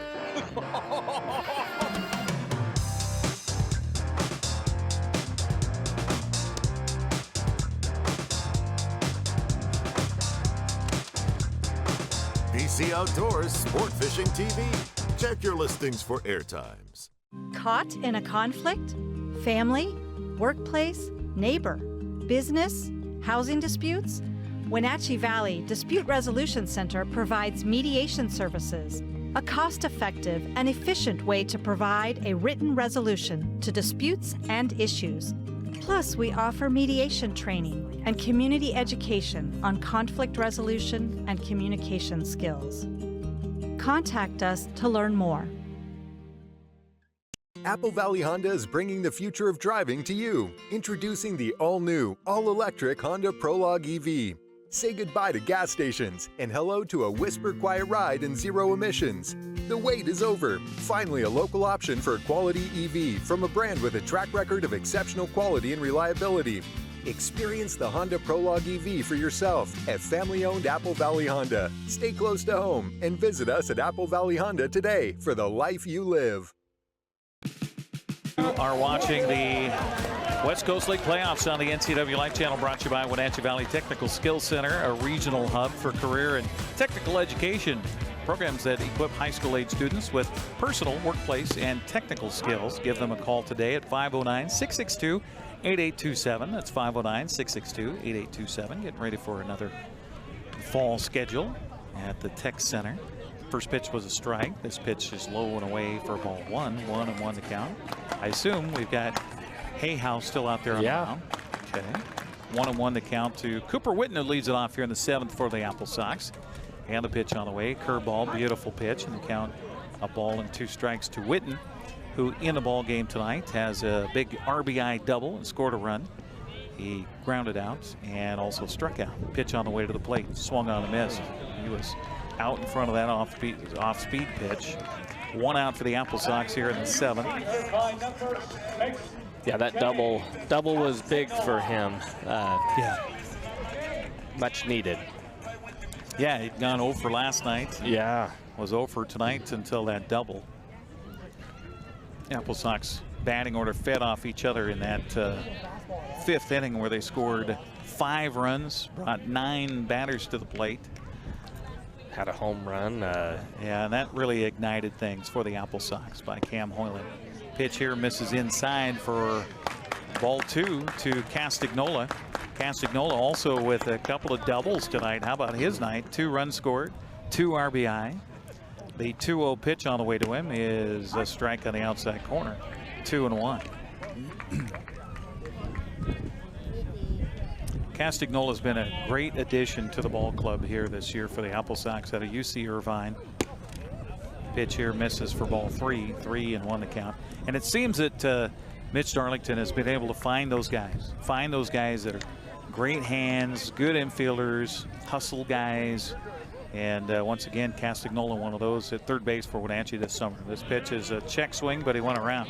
Well, so the count runs full at 3-2. He's done a good job with the finding some good infielders, but the catchers is we've had some great catchers the last Absolutely, 2 years. And last year the case in point was a 10-day contract for a guy who ends up being one of the league's best. This pitch swung on a grounded to the left side, and diving play by the shortstop, but he dropped the ball as he tried to rise from his knees to make the play, and that's going to be an infield single if you ask me. And a 3-hit night for Castagnola. Well, and I wish I could remember the catcher's last name last year. His brother played for the team too, right? Yeah. I'll tell you here in a second. One was from Central, one was from UW. Happened to have Easton Amundsen. There you go. Yep. There you go. Who was a 10-day contract last season and hit a team high 7 home runs, tied for third with most in AppleSox single season history. Turned a 10-day contract into a full season contract last summer. Hit .304. Wow. The AppleSox for the summer. A guy that was like, oh, well, give him a shot. Yeah. Ground ball to the shortstop here. They'll go to second for 1. The relay to first is in time. Wow, that was a close play at first base on Evan Cloyd over there. Well turned. So a 6-4-3 twin killing. And so we will head to the 8th inning of play. 6 more outs to get. 6-1 our score. AppleSox on top. You're watching the West Coast League playoffs on the NCWLIFE Channel.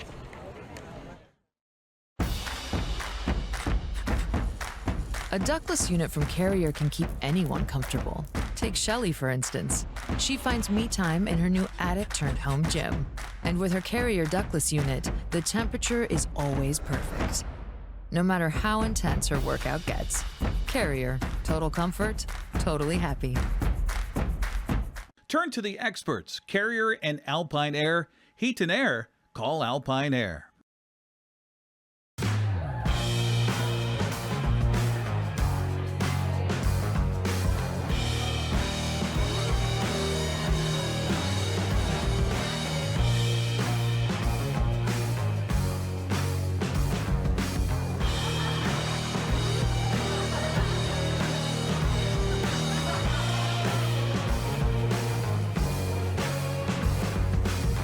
Check out ClubProCashmere.com for upcoming events and tickets.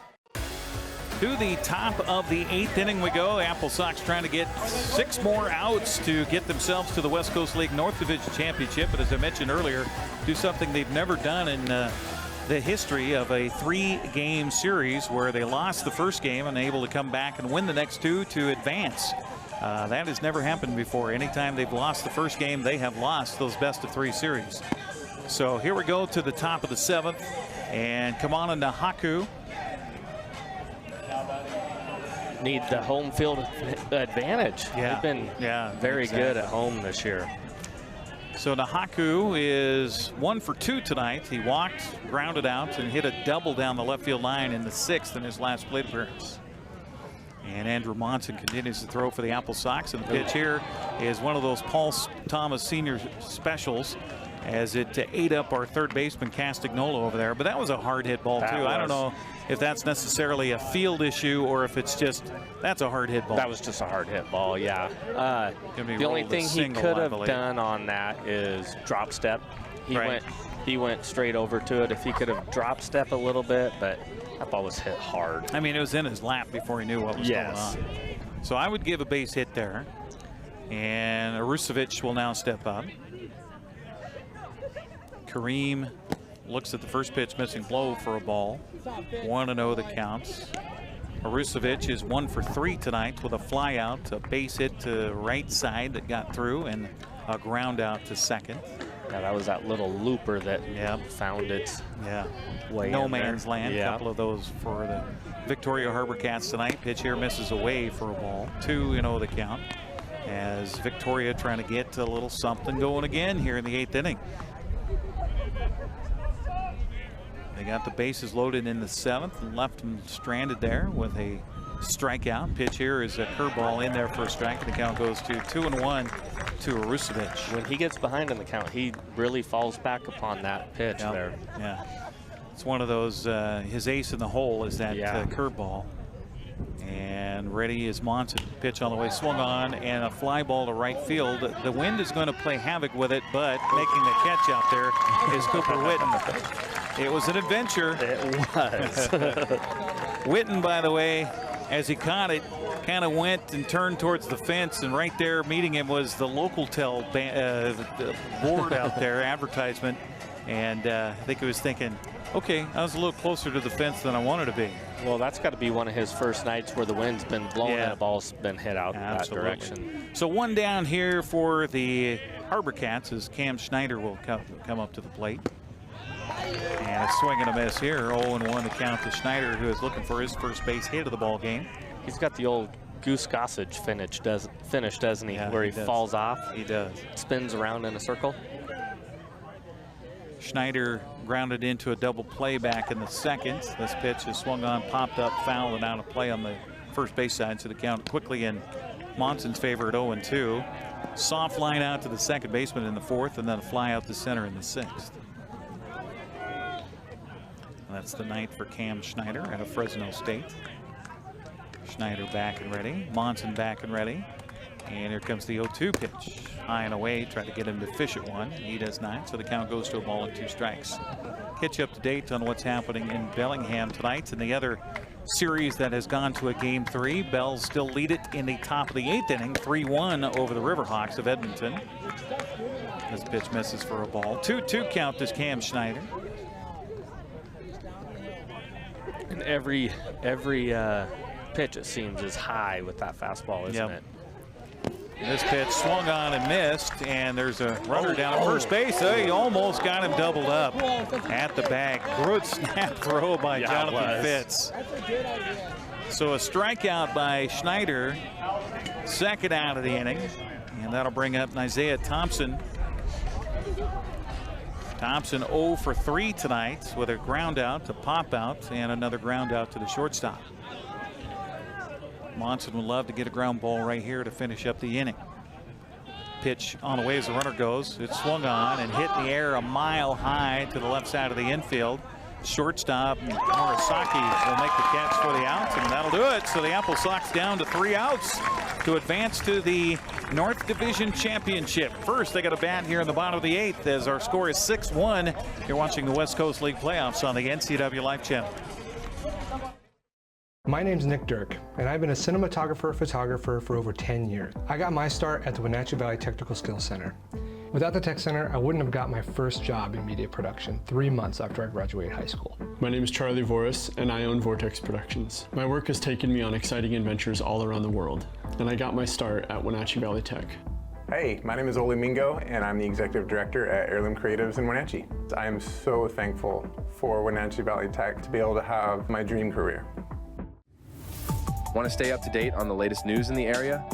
Tired of paying for your news? Download the NCWLIFE app now. No subscriptions necessary. Get news, weather, sports, and more live as it happens. Available for iPhone and Android in the App Store. Local news at your fingertips.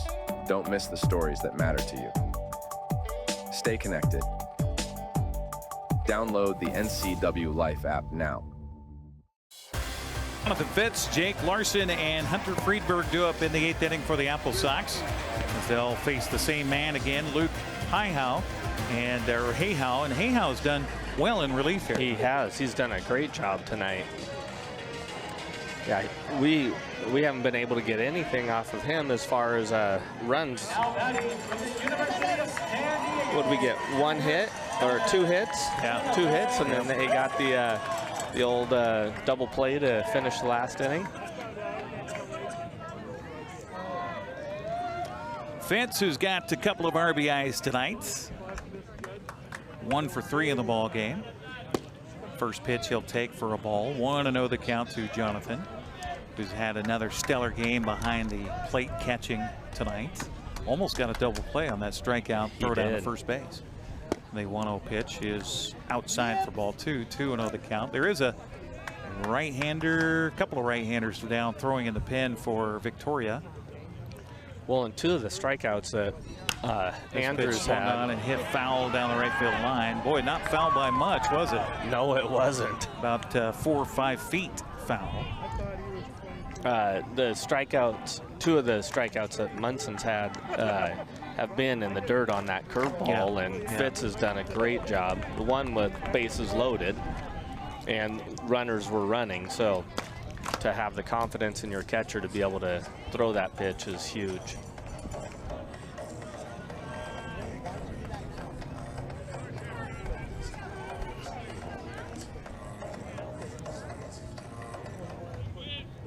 You know, my spray chart, you know, that I like to keep during these games and across the season, his is a true spray chart. Yeah, he's got balls going all over the place and not a lot of ground balls. 2-2 the count to Fitz here, and the delivery by Hayhow swung on a fly ball to right field. This one will not, I don't think, get out of here. Although it clear up against the fence. He dropped maybe it. Collins dropped the ball. Fitz rounding second, heading for third, and he will get in. Well, Collins out there bumped into the wall as the ball came down, and I think he may have just lost it in the sky. It wasn't on the transfer, so it looked to me like he had it. He hit up against the wall and dropped it. So if it's on the transfer where you're reaching into the glove, grabbing it and pulling it out, they will call that on the transfer. It's an out. Which there would be no reason for him to do a transfer. Correct. There's nobody on the base pass. Yes. So that's just a dropped ball. So that'll be an E9. And all the way over to third is Fitz, and that brings up Jake Larson with a chance to add an RBI. This pitch swung on and fouled away. The count 0-1 to Jake, who is looking for his first hit tonight. He's got 3 ground balls to the infield. Infield drawn in all the way around. HarbourCats trying to keep any more runs from scoring. Pitch on the way to Larson is a little bit inside for a ball. 1-1 the count. So that's something too for the league. They got to turn around and have an umpiring crew ready to go for Wednesday. Right. But we can't tell you where, gang, until after Tuesday or after Monday. Yeah, so I wonder if this crew here, they've done a good job, by the way. Yeah. I wonder if they stick around. Good question. Good question. 1-2 the count to Jake Larson here. And the pitch by Hayhow is swung on and chopped foul. And the count stays at a ball and 2 strikes. So if the AppleSox hang on here and win, and they will play host to either Bellingham or Edmonton coming up on Wednesday night. We'll have that game live here on the NCWLIFE Channel. And then if they get past that, they'll play the winner of the South, either Portland or Corvallis. This pitch swung on a grounded to the shortstop. What a play. What a play out there by the shortstop as he smothered that ball, looks at the runner at third, and then throws over in time for the out. And we have really seen some fantastic flashing in the gloves here. Antolon with that play at shortstop for Victoria. Yeah, he was smooth last night and it's been pretty smooth tonight too. Because that ball got to him quickly too, because they're playing in, trying to keep the run from scoring. So 1 down brings up Hunter Friedberg. And this pitch almost hit him. Friedberg. They asked if he went on it. Did they really? Yeah. Oh man. Trying to save his life. Friedberg back in and ready. 1 for 2 night for Hunter. He's just trying to get a ball in the outfield to score that run, get a little insurance here. Pitch on the way. Swung on. There you go. There it is. How about a base hit and an RBI for Hunter Friedberg as Jonathan Fitz comes home to score. AppleSox lead at 7-1.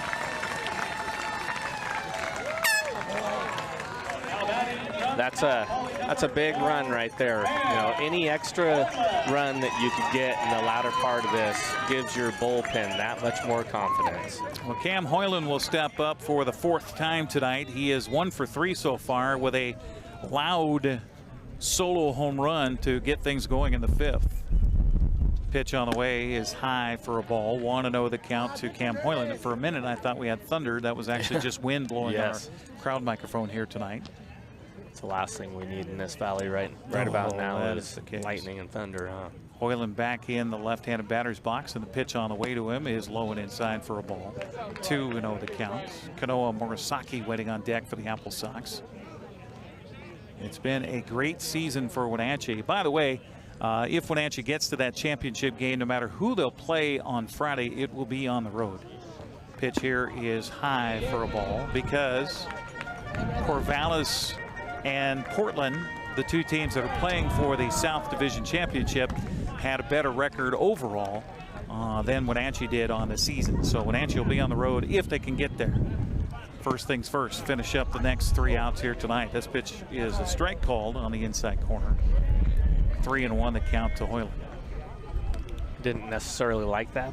Turned around and shook his says, okay, we'll take it. Hayhow ready, looks the runner at first base, and the pitch on the way. Misses way high for ball 4. So runners at first and second with 1 out for the AppleSox. 1 run already in the inning on a ball that was dropped by Collins out there against the fence in right field. And I agree with you. I think that fence bump kind of, disturbed him. It did, yeah. And affected his ability to catch the ball. Yeah, because it gave a lot more than what I thought it was when he went up against there. The fence itself. Yeah, Murasaki steps up. He'll take the first pitch for a strike. 0-1 the count to Kanoa, who is 1 for 3 tonight, or 1 for 2. Had a sacrifice in the 3rd. Singled and scored in the 5th, and a fly out to left in the 6th. This pitch is another strike on the outside corner. 0-2 quickly. Nice job by Hayhow after giving up a walk, coming back in and finding the strike zone. Interestingly, 2 left-handed batters back-to-back. Right. Well, back-to-back because we've got Max coming up next. Pitch on the way to the plate is swung on and chopped foul on the first base side. It's a good thing it was foul because it bounded over that first base. Not for us, but for Couch. Murasaki, his base hit was exactly that, where it bounded over the first baseman's head after a chop off the plate. So Murasaki stays alive, 0-2 here. Ball's bouncing hard off this ground here, isn't it? It is. It is a dry summer in the Wenatchee Valley. Lots of sun to bake this surface here at Paul Thomas Senior Stadium. 0-2 the count to Murasaki with runners at first and second. 1 out in the inning. Pitch on the way, low and inside for ball 1. That's a good miss by Hayhow there. Yeah, absolutely. Now I would assume he's going to get off-speed pitch away here. Well, and Murasaki likes those pitches outside and goes the other way with it. This pitch is a fastball away. Misses for ball 2. 2-2 count to Murasaki. Now 2-2 or yeah. Max Hartman waiting on deck for the AppleSox. 1 run in the inning. The RBI single by Hunter Friedberg. And the pitch on the way. Swung on and fouled away. And the count stays at 2-2. Did I hear a horn out there? I think I was hearing it before the foul ball went that way. Oh, okay. I thought maybe that had caused a car alarm to go off. I'm still hearing it. I hope that's not my truck. The 2-2 pitch on the way. Oh. Swing and a miss.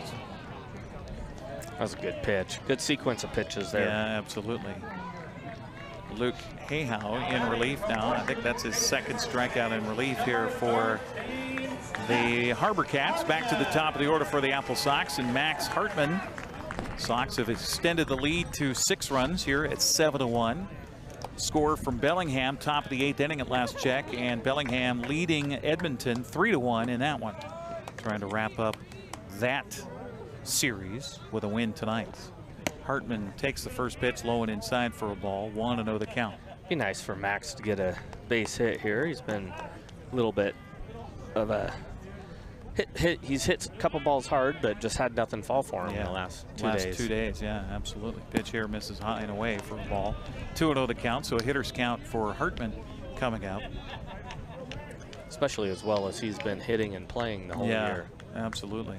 Be nice to have him. Sometimes though that happens. I mean, it happens at all levels of baseball where you get guys that are your leaders during the regular season, then you get to the postseason, and then they just kind of unfortunately fall off and, yes, and don't come through. And maybe, maybe that's that pressure of being the guy, and you're trying to be the guy in the postseason when it means even more. 3-0 the count to Hartman here.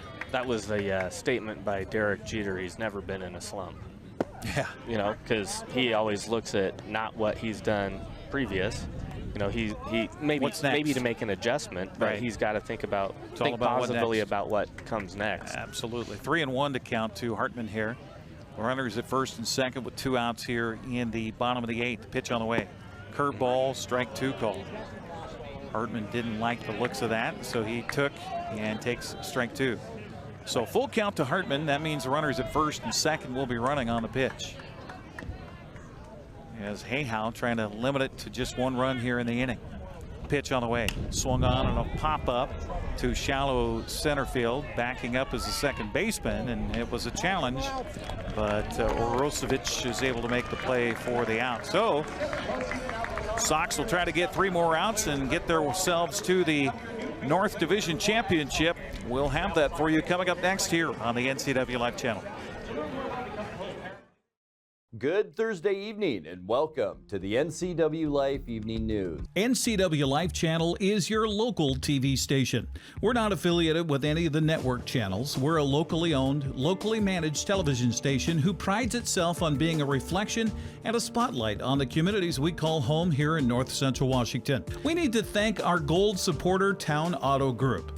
Your community, your family, your Town Auto Group. Thanks for watching the NCWLIFE Channel. It's a great time to go into the medical profession. And this is the perfect place to start, because this is going to provide you that basic understanding in order to get into medical school, physical therapy school. So when you are ready to head on your career pathway, wherever it is, then you've already had some experience and say, oh, it's so cool. This is exactly what I want to do. So really, you're going to leave me with 13 college credits and a license with the state of Washington.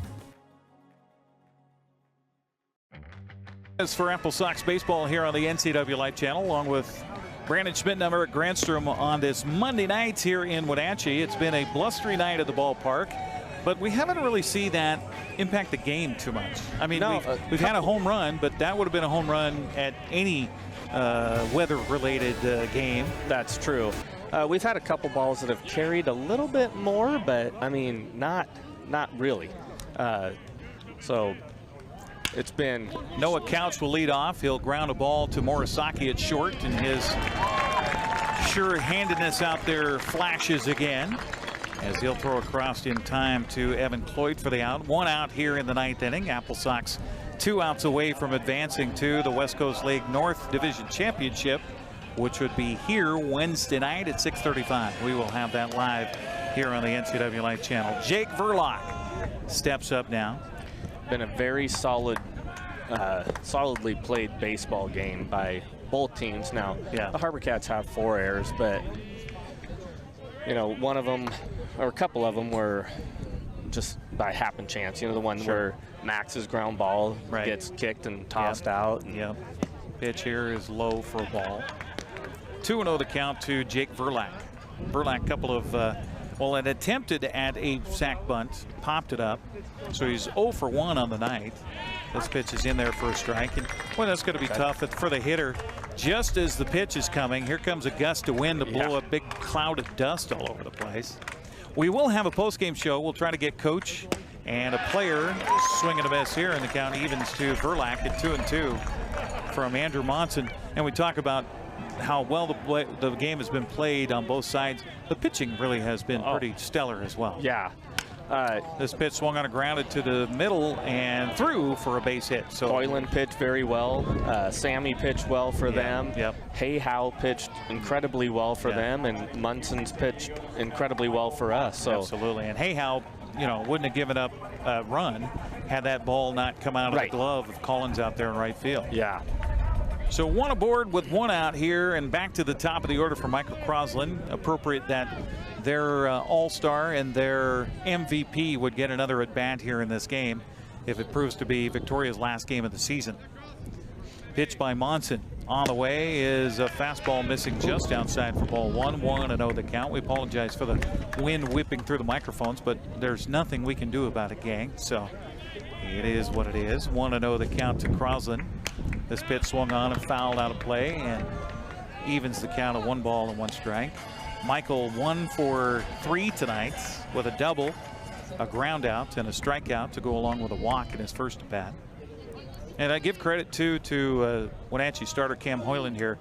He got himself in kind of some pickles early by walking a couple of guys to start off the first and the second inning, but he didn't let it hurt him. No, he didn't. He did a really good job. And again, we got out of both of those innings with double plays, right? Yeah, absolutely. So, inning-ending double plays. Yeah. Pitch on the way here, swung on a miss. Count evens to Crosland at 2-2. And there's that confidence in your catcher. Bury a curveball. Absolutely.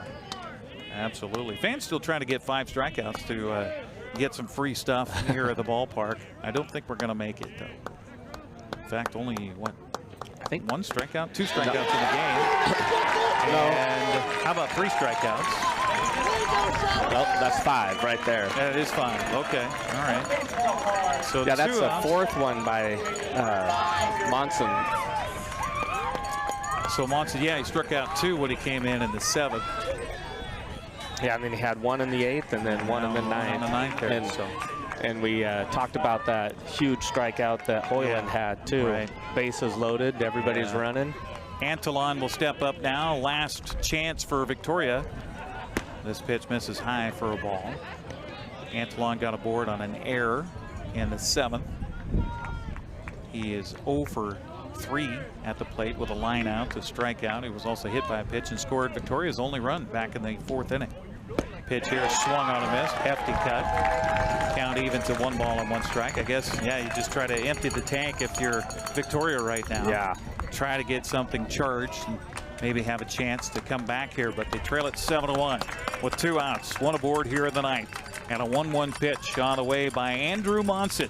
Pitch swung on a grounder to the left side, and that's going to get through a seeing-eye single just past the diving play of Castagnolo out there.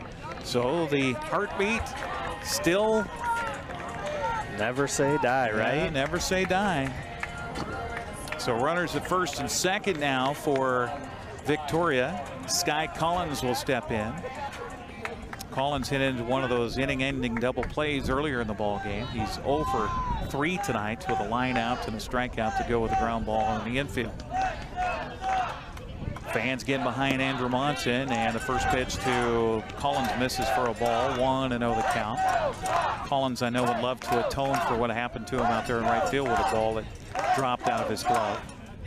The 1-0 pitch on the way is a check swing in the dirt, and they're going to appeal. And no swing, says the first base umpire. 2-0 the count to Collins. Nobody warming up in the bullpen for the AppleSox, so it's up to Andrew to get this game done. He's gotten 2 outs here in the 9th inning. Just needs 1 more for the Wenatchee AppleSox to advance. The 2-0 pitch is a little outside. Good take by Collins. Ooh, I thought that was. Count goes to 3-0. Now Jonathan Fitz will have a talk with his right-hander on the mound. You know, this is the thing about baseball is, like we've said, it's never over till it's over. Right. Right. Football, you got a lead like this, your game's over. Too, yeah. Kneel down a couple of times and call her good. Right. Which, by the way, the fall sports season just around the corner for NCWLIFE Channel. Will be back again with high school football, volleyball, and girls soccer coming up this fall here on the NCWLIFE Channel. This pitch right down the middle for a taken strike by Collins. He thought that was a little high. So the count goes to 3-1. Fans being vociferous here at the ballpark, trying to rise to the occasion. The 3-1 pitch is high for ball 4. Wow. Close, but not close enough, according to our home plate umpire. So bases now loaded for Kamano Nahaku. Nahaku with a deep double. He's 2 for 3 tonight.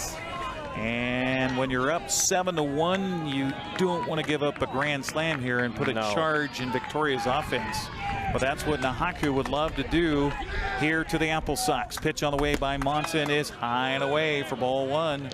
1-0 the counts. And we chronicled the fact that Monson has had a couple of issues walking bodies here this summer. And this is the only thing that can beat you is walks. You can't defend a walk. Kamanu Nahaku, and the ball got away from Jonathan Fitz. But again, another good block, kept that ball out in front of him, even though it went up the first baseline. Still able for him to get after it. So 2-0 the count to Nahaku.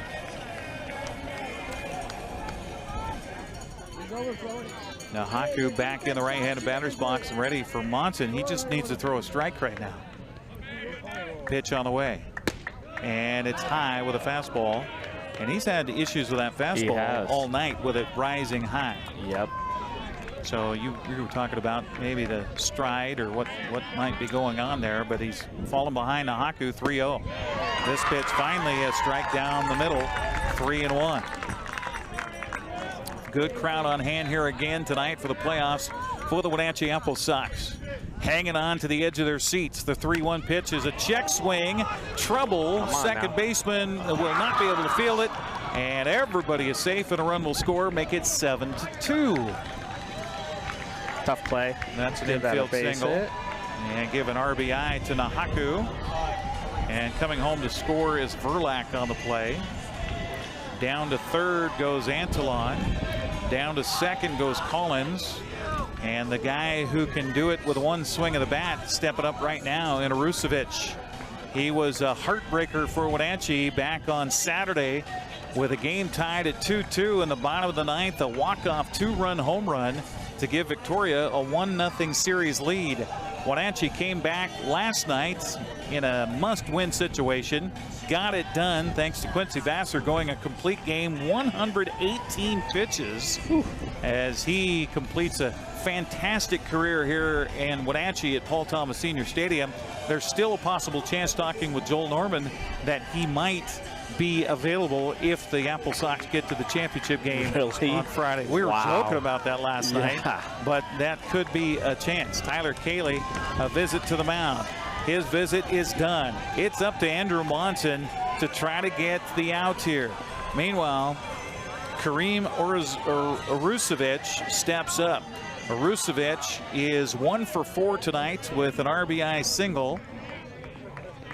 Flew out to right in his last at bat. Pitch here is right down the middle for a strike, and finally Andrew Monson gets ahead of a batter. Notice how he didn't fall off so much on that. Just stay within yourself. Tyler Kelly telling him how to maybe finish up. Pitch on the way, swung on and fouled off behind home plate, so it's quickly 0-2. So whatever Tyler told him, working right now. Yep. Maybe not overthrow it. Exactly. Fans rising to their feet here at Paul Thomas Senior Stadium. AppleSox up by a score of 7-2. Bases loaded, top of the ninth inning. Andrew Monson trying to finish it up here and send Victoria off to the postseason. This pitch is low and inside. The ball got behind Jonathan Fitz. And they finally that find ball must the ball. be dark. Yeah, well, it's dark behind home it plate is, here. yeah. And the ballpark. 1-2 the count here to Arusevic. And the wind whipping out to right field here. And this left-handed batter has shown he can certainly put a poke to a ball. 1-2 the count to Arusevic. Andrew Monson trying to finish up the work of Cam Hoiland and give Cam the win here tonight, and more importantly, extend Wenatchee's season by at least one more game. Here we go. 1-2 the count. Pitch on the way, swung on and missed, and it ends in a strikeout. And he ends up getting 2 strikeouts in the inning. Victoria has a little to say in the end, but not enough. 7-2 the final. The AppleSox win the division series, and now we'll head for the division championship on Wednesday nights against either Bellingham or Edmonton. We will come back with a postgame show. We'll get Mitch Darlington up here. We'll also get Cam Hoiland, who had the big home run tonight and also gets the win on the mound. We'll do that when we come back here on the NCWLIFE Channel. Want to stay up to date on the latest news in the area? Tired of paying for your news? Download the NCWLIFE app now. No subscriptions necessary. Get news, weather, sports, and more live as it happens. Available for iPhone and Android in the App Store. Local news at your fingertips. Don't miss the stories that matter to you. Stay connected. Download the NCWLIFE app now.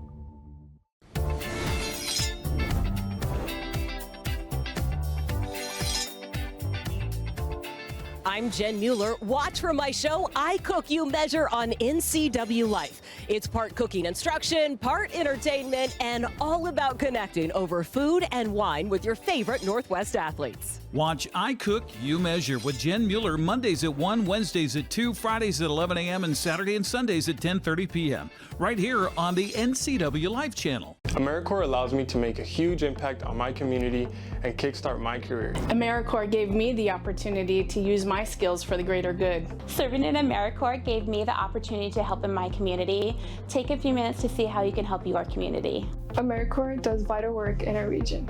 You can make a difference. Join today and make the impact.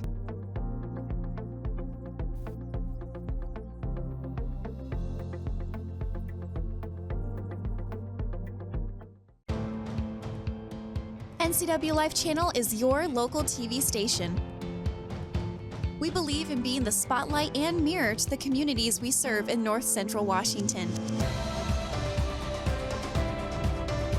Programming on NCWLIFE would not be possible without our sponsors. Special thanks to our platinum sponsor, Alpine Air. Turn to the experts at Carrier and Alpine Air. At Harvest Valley Pest Control, we know you are committed to making your home and business a healthy and pest-free place. Hi, I'm David. Give us a call and we'll give you a firm price over the phone and schedule a time that works for you. We will do an in-depth 30-point healthy home or business inspection and craft a customized plan of action designed specifically for your pest issue. Give us a call or visit our website today. Apple Valley Honda is bringing the future of driving to you. Introducing the all-new, all-electric Honda Prologue EV. Say goodbye to gas stations and hello to a whisper-quiet ride and zero emissions. The wait is over. Finally, a local option for a quality EV from a brand with a track record of exceptional quality and reliability. Experience the Honda Prologue EV for yourself at family-owned Apple Valley Honda. Stay close to home and visit us at Apple Valley Honda today for the life you live.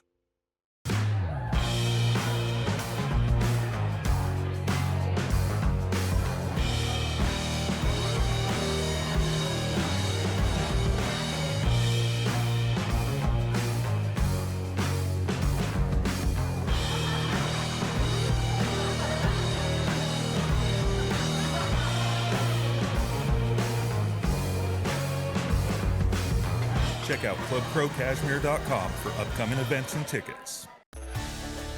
The Wenatchee AppleSox knock off the Victoria HarbourCats, and for the first time in team history, after falling behind in a best-of-3 series 0-1, they come back and win the series. Never been done before. Cam Hoiland joins us now. Cam, you're a huge part of this win last night with a big home run, and then tonight on the mound. When Coach told you were going to stay in the lineup as a hitter, what'd you think?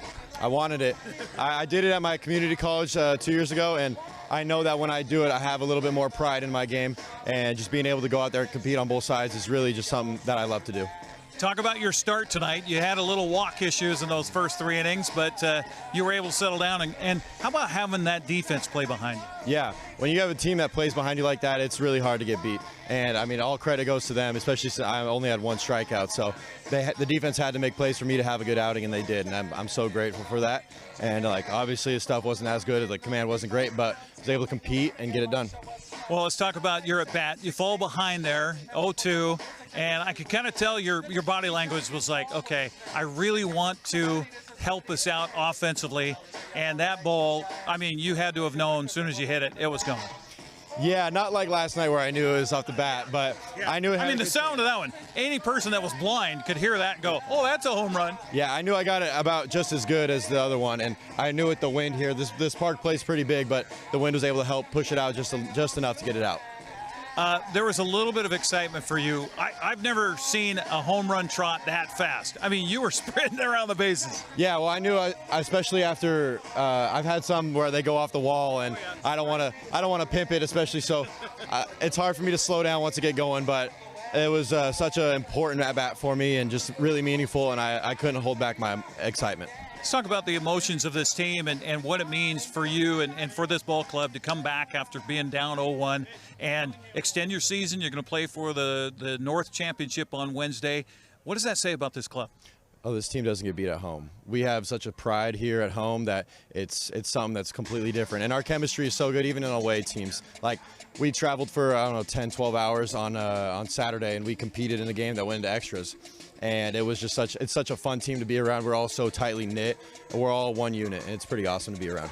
Tell me about, from your perspective, what it meant for you guys last night with the balls out performance by Quincy Vassar. Oh, it was unreal. Being able to play defense behind him in what could have been his last outing was absolutely amazing, and it'll hold a special place in my heart forever. Not even my performance, but being able to watch and play defense behind him was something that I'll cherish forever. Well, and that ball you tracked down last night, all accounts, we were saying, oh, no, he's no way he's going to get to that, and you tracked that down. Yeah, I knew that ball was hit pretty well, and the wind was going to take it a little bit, so I had to really just turn on the jets and go, and put my head down and go. The funny part about that, you could tell me more, but Max Hartman didn't even move. So I don't know if he turned and said, it's all you, buddy. I heard him say my name twice, and I was like, all right, it's all me. Yeah.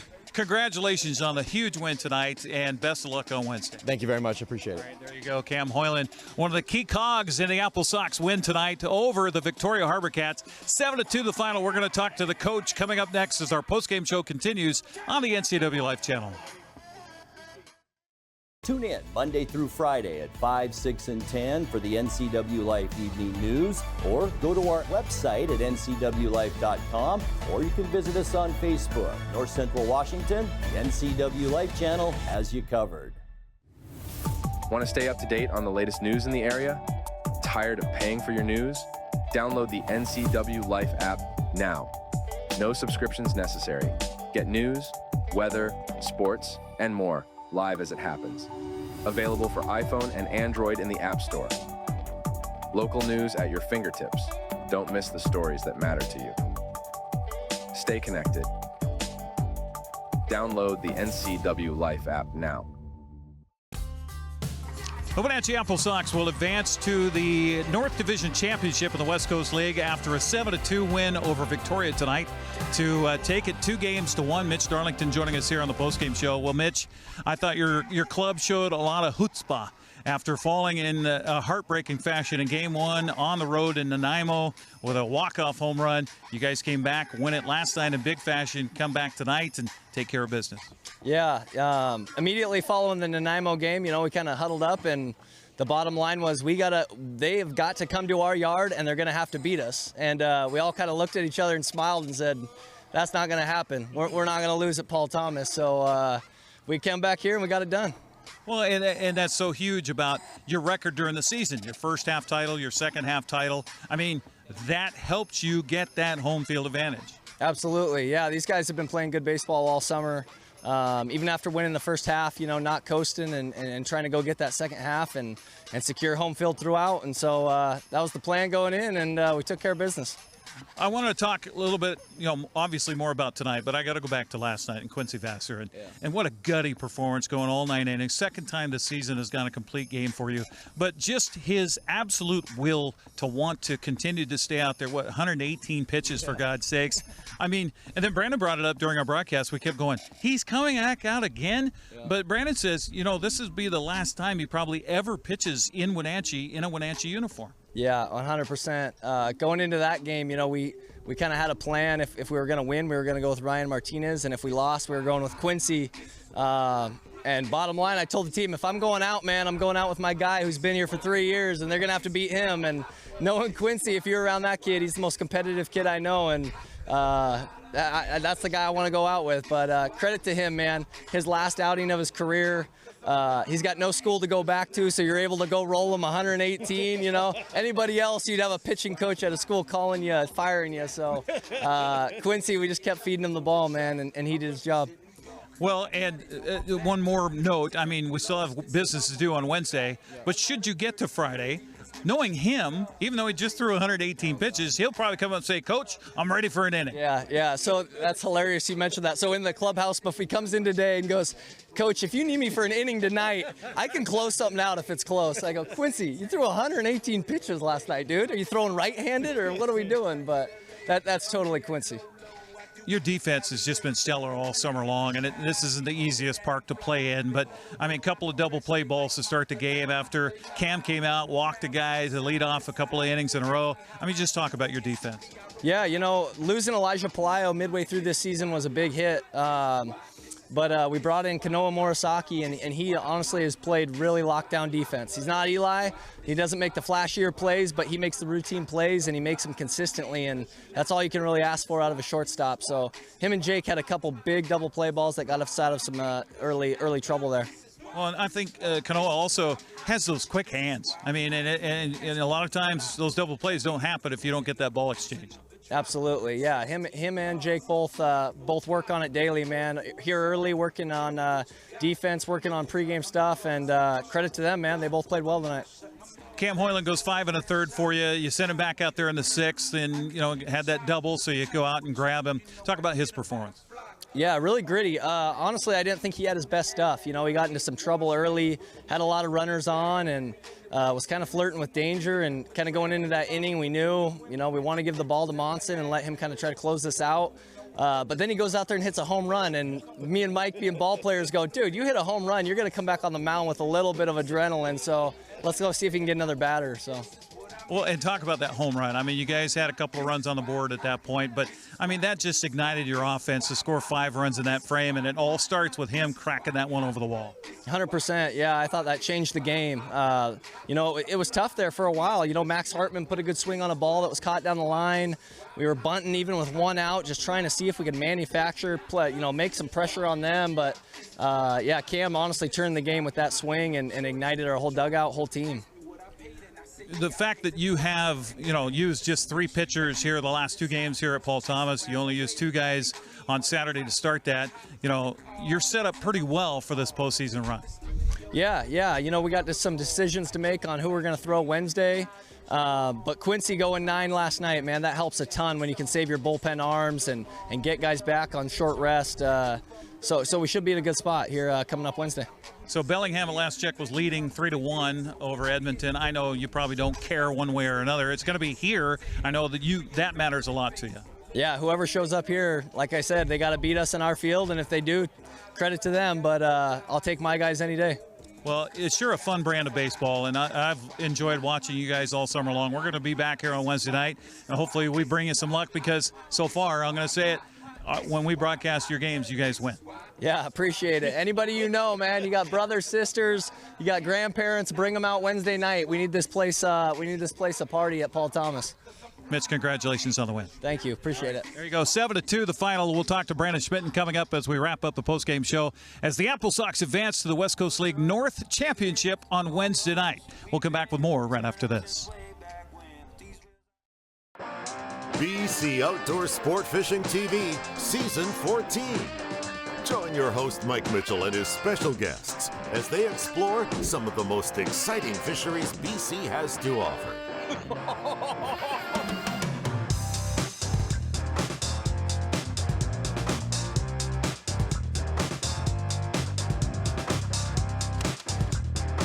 BC Outdoors Sport Fishing TV. Check your listings for airtimes. Tune in Monday through Friday at 5, 6, and 10 for the NCWLIFE Evening News, or go to our website at NCWLIFE.com, or you can visit us on Facebook. North Central Washington, the NCWLIFE Channel has you covered.